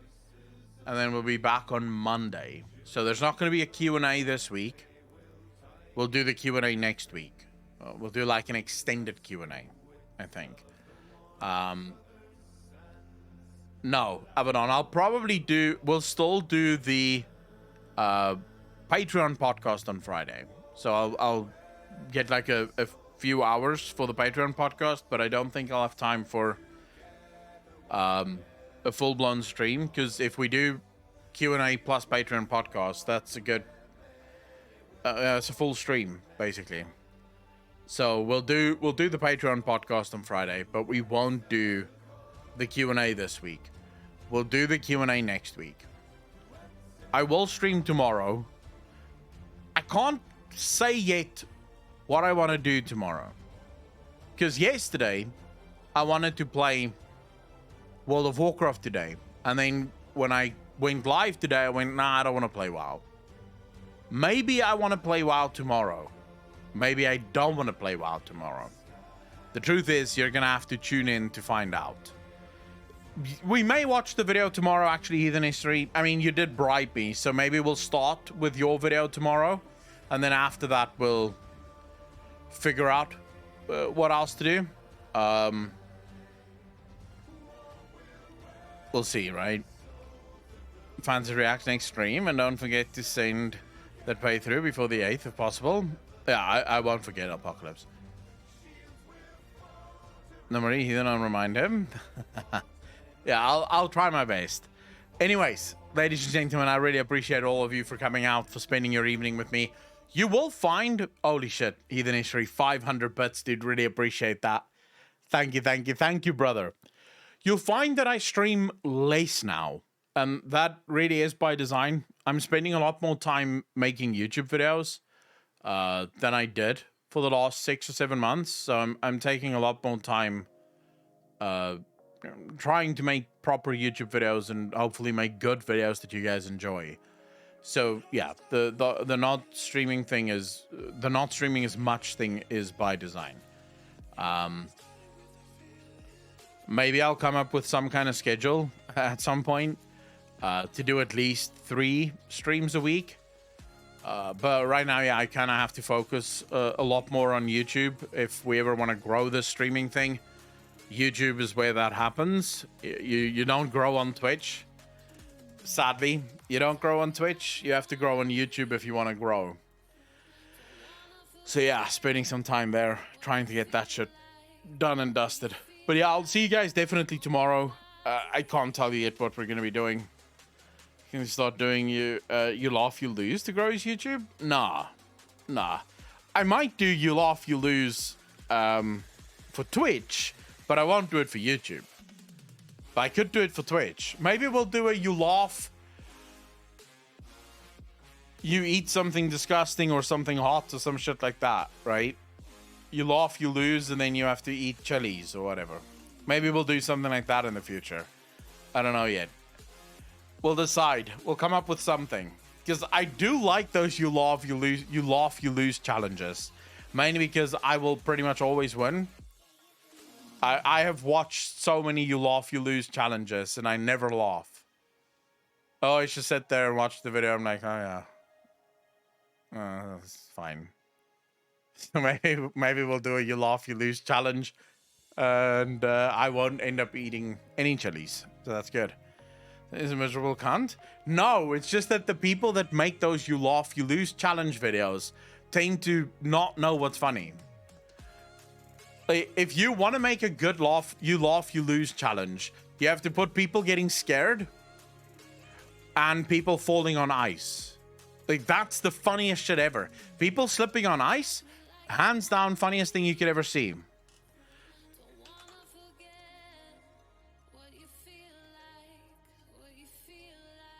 Like, for example, right? We could just go,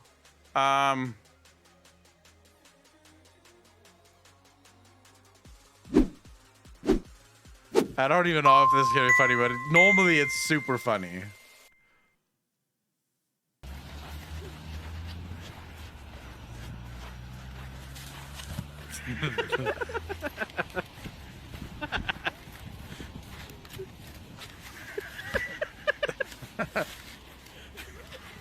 Dude, Ice is a bitch.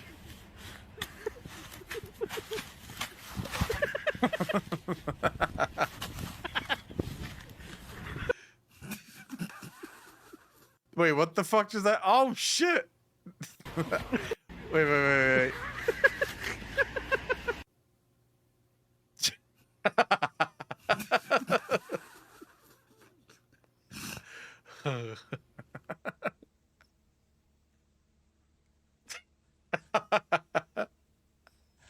I love people sipping on ice, man.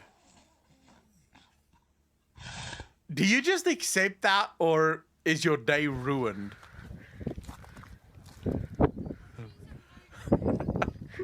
You just slowly go backwards.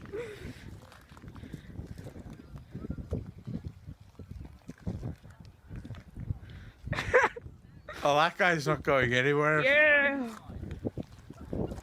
Harvey, I've got my trainers on.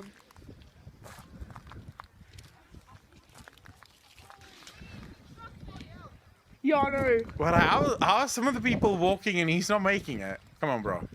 You need to do better. Dad, I was on the trees and I stopped. Okay, come walk back up. I think you're gonna need to put a rope on Scott.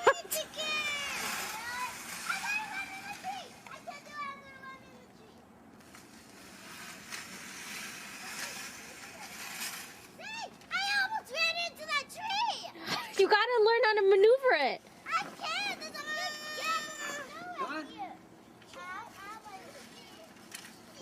This kid is just giving up on life, dude. Do you have cold winters like this? No, not like this. We don't get snow here, Pasadena. We don't get snow. Marius, how you doing, bro? For ages and ages. Sadly, we don't have snow. I would love a winter like this. This kid is still on his fucking knees, bro. Life's hard, man. Bob, grab the stick. Hang on. I gotta rescue the kid. Good job.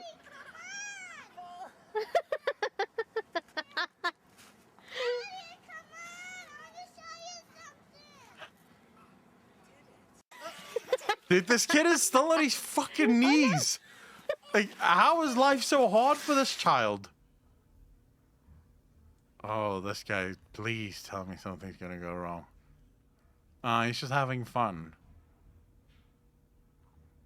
That's not funny. That's not funny.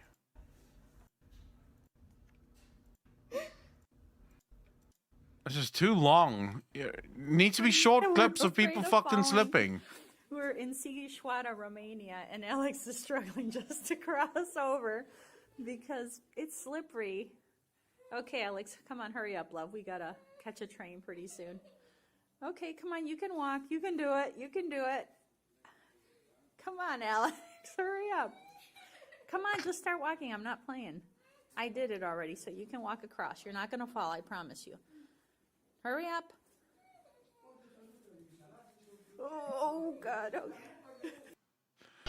Man, this isn't funny. Okay, what the fuck? Just go. Baby girl, go. Where's the actual, like, good people slipping on ice?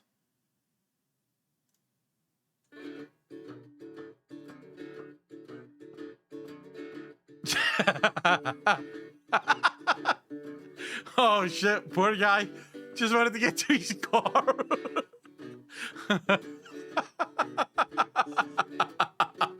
Holy shit. Who says being a UPS guy is no fun? Yo. Oh, man. Look at that delivery driver just having the time of his life there. Snowstorm turned this street in Seattle into a slippery slope.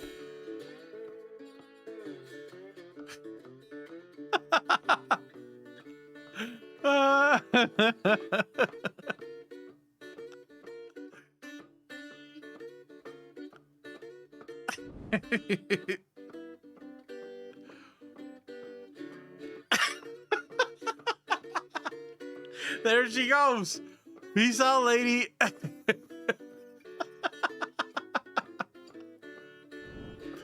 One pavement in Ukraine was so icy that people had to slide and kept falling down.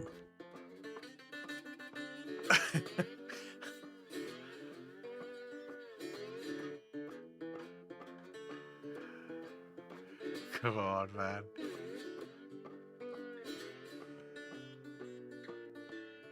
Dude, what the hell?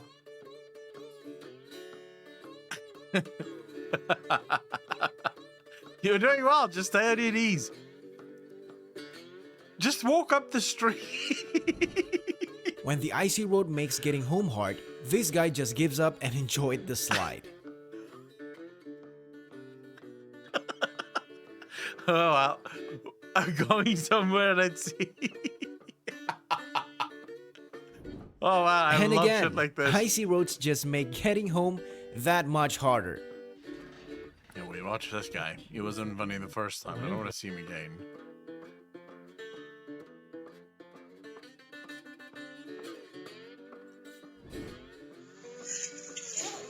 Told you. Okay, go walk in the grass if you can. Go walk in the grass, honey. I can't, I'm stuck. Then crawl, crawl. You're sliding. Why don't you? You're gonna hurt yourself. Oh my god. She's waiting, Johnny.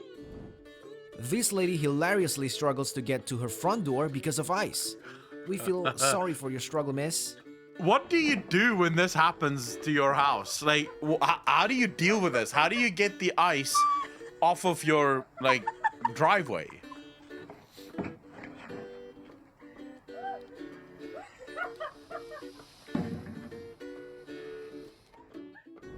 This guy challenges himself to climb up an icy road. Just come back, man. He wants to slide down, and here.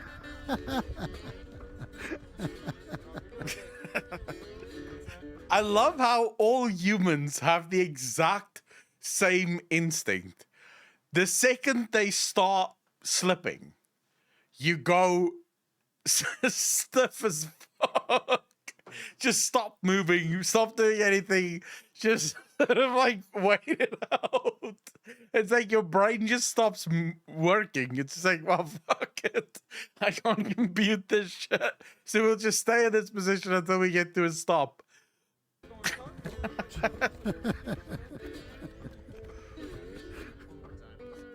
Man, I'm tired just watching you.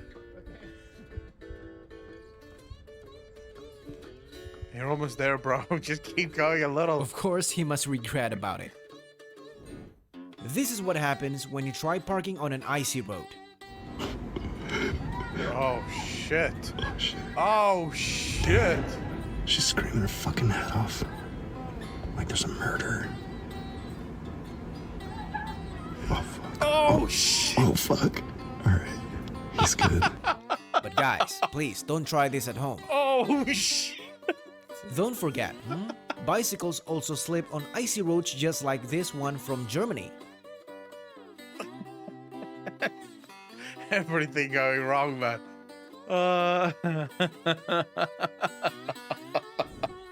When an uphill road is covered in ice, get ready for a slide ride.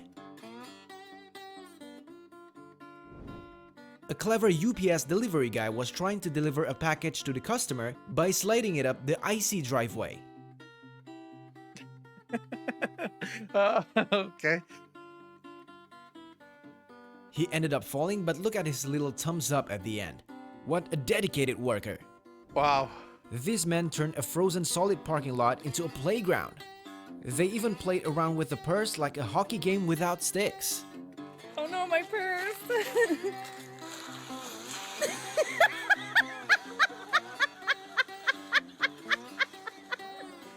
That's my purse! Such a cool bunch. This is what happens when you drive a bus on an icy road. Glad everyone was okay though. What do you do? Hey, how do you stop that? There's nothing you can do. The bus is just going. There's no skill. Everything's slipping. You can't skill your way out of that.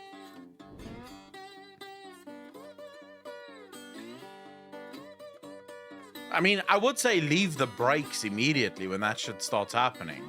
Because clearly the brakes are just going to make it worse.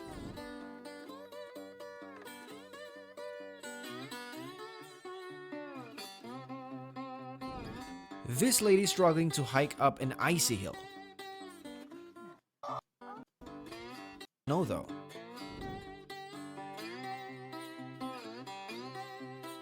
I love how people just go back to crawling. The other types of videos I love watching is scare cam. But like the proper stuff, not the fake shit. But people getting scared, because that to me is probably like the most human reaction you can have. They should have put chains on the tires. Yeah, I don't know why they don't think of that.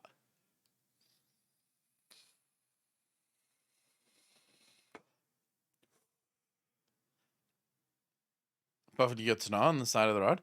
Dude, I wish I could fucking... I wish I could live in a place like this. I will take that frost and the struggles of trying to get into your house. I will fucking take that any day of the week, because snow is beautiful. It makes the whole world just look so clean and crisp. It's just fucking amazing. Usually it's people that never usually get ice and then are unprepared. I don't know what the sound is like. The hell scare tactics? Oh, this. Welcome to another episode of Scare. Definitely can't watch that. Person in 40K trying to scare a Space Marine as a prank and not knowing that they know no fear. What would happen if you tried to surprise a Space Marine? I mean, first, in order to surprise a Space Marine, you would have to be super quiet. Because, I mean, Space Marines have super hearing. And then you'd also have to duck, because they're probably going to fucking punch as soon as you try something.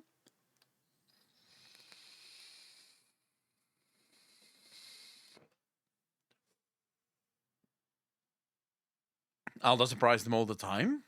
Yeah, but the Aldo are fucking assholes. Let's see if we can find at least one good scare cam video.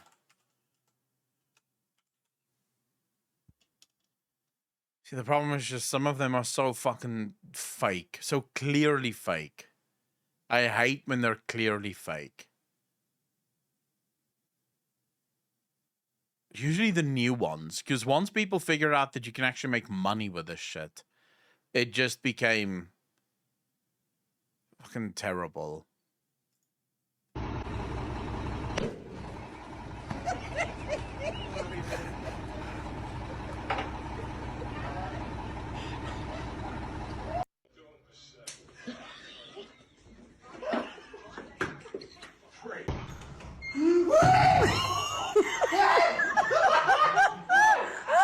Dr. Biblio, how you doing, bro? Thanks for the first time chat. Really appreciate that. Was that real?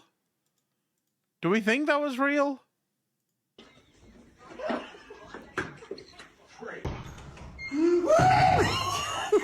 Yeah, man. It's been real.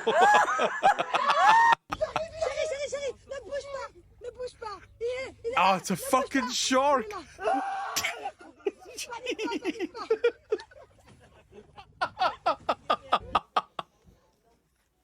Oh shit!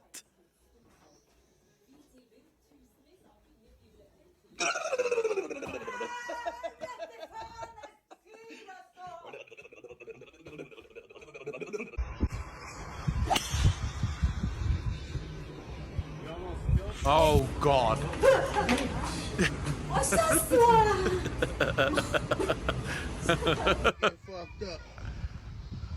Look at this motherfucker. He waiting on it too. Give me some mustard.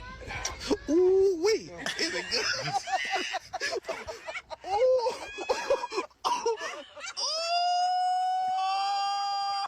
scare pranks. You got me! You got me!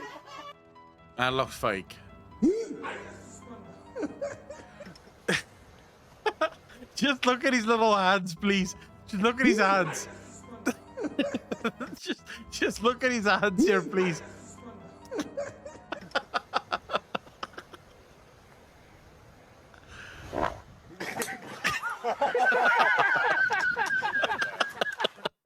Давай, давай. Блять, Мони, ребят. Все, хватит. Блин, а чего Мони? Извиняюсь, пожалуйста. Саня, тут...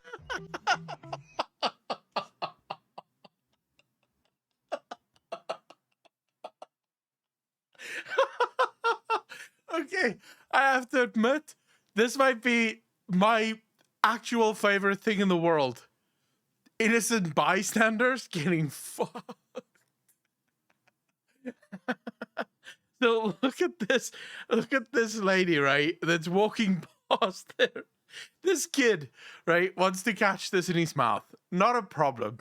The lady is just walking past. She's going about her business. She's having the time of her life, you know? She's not hurting anyone. And then...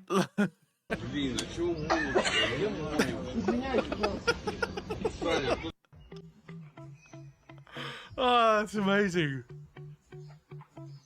Hey, hey, hey, hey. Hey, hey, hey.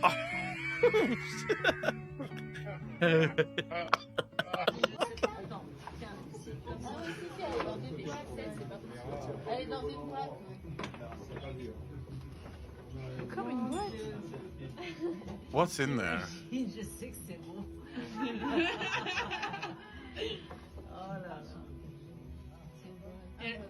Elles sont bonnes, hein. Franchement, on l'a choisi avec C'est joli bougie, hein. Ouais, elles sont super bonnes. Oh. Excuse me. Crap. Smoking's bad for your health. Thank you. That's fake. Tickle the bed. Can I not tickle the bed? I just want to tickle the bed. What are you doing? I just wanted to tickle the bed. Oh, that's not nice. Peekaboo. Whoa, the fuck? Peekaboo. Who the fuck are you?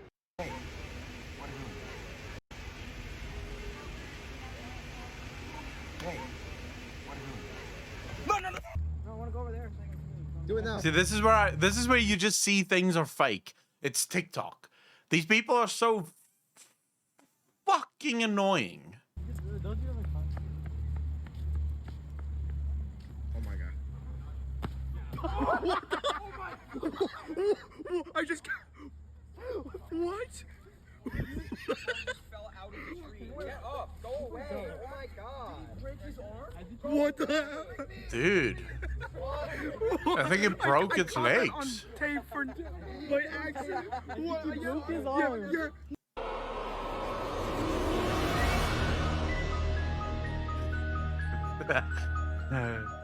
Yeah. Guten Tag. What? Guten Tag. Are you filming me? Guten Tag. Everyone listen up. Can I get a hell yeah? Hell yeah, boys. Have a... لا فيش راكي شايف فيش رانيا تو جاي اليوم بعلمكم كيف يصيدون الفيران زين تشوف ذي القفاطه ايوه اذا جاء الفار كذا كذا كذا كذا والله دوق والله يستاهل والله Must be fake. Fuck it. I'm trying to remember. I'm trying to remember if there's what would that video have been called?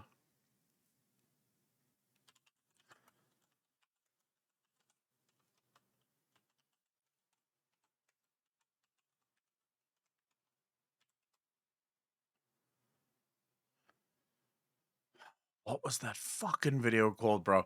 This may be the funniest video I've ever seen in my life. I think it's this one. Oh, yeah.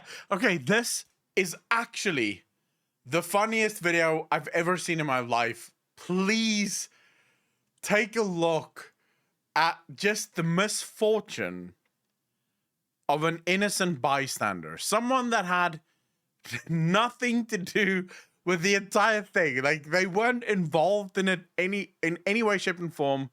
It wasn't like it wasn't for them. Just take a look at this.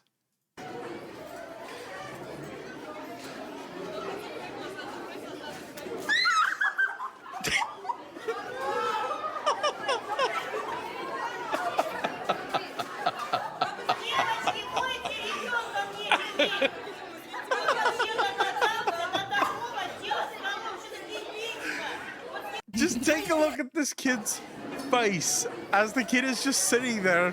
I mean, he's having the time of life wondering what the hell's going on now. Boom. Almost nothing hits the goal, and he...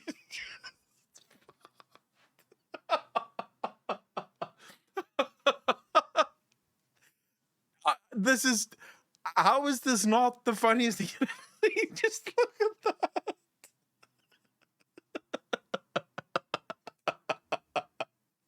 And what's worse is no one's apologizing to this kid, right? No one's coming up to this kid.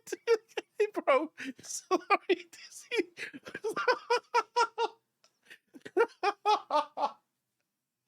Oh my god.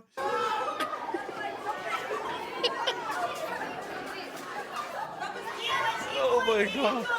I love this so much, man. That's the girl, by the way, that they just tried to cream. She has almost no cream on her. Like, she's clean. This kid is fucked. It had nothing to do with this. It wasn't made for him. Oh, I love this so much. Oh my god. It's been years. And I still love this video.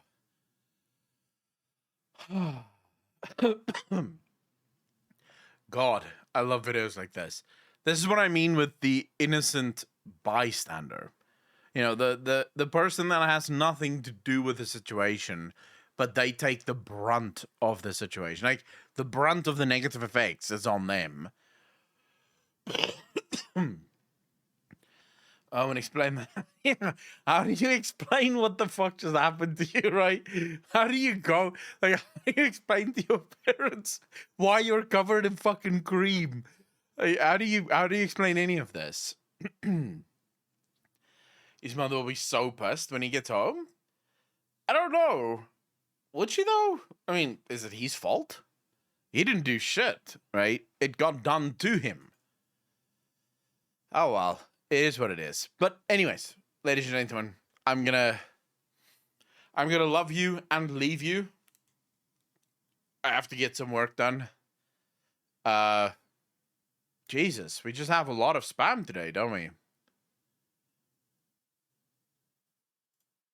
Let's get some bands in here, shall we? Thank you very much, Abaddon. Really appreciate it, bro. Just points his mum to the YouTube vid. G-Stream Echoes. See you later. Yeah. Thank you so much, guys, for hanging out with me, for spending your afternoon, your morning with me. It's been an absolute pleasure, as always. I'll be back tomorrow night. Same time, same place. So, yeah, please come say hello. We might play some WoW tomorrow. We'll definitely be watching a Warhammer video. Right now, I'm going to get some work done. I have a video that I'm working on. And then after that, I'm going to eat and also watch Lord of the Rings, because I'm in the mood for Lord of the Rings. But anyways, ladies and gentlemen, I appreciate all of you from the bottom of my heart. Take care of yourselves. Be kind to each other. Be good to each other. And I will see all of you in the next one. Peace out, fam.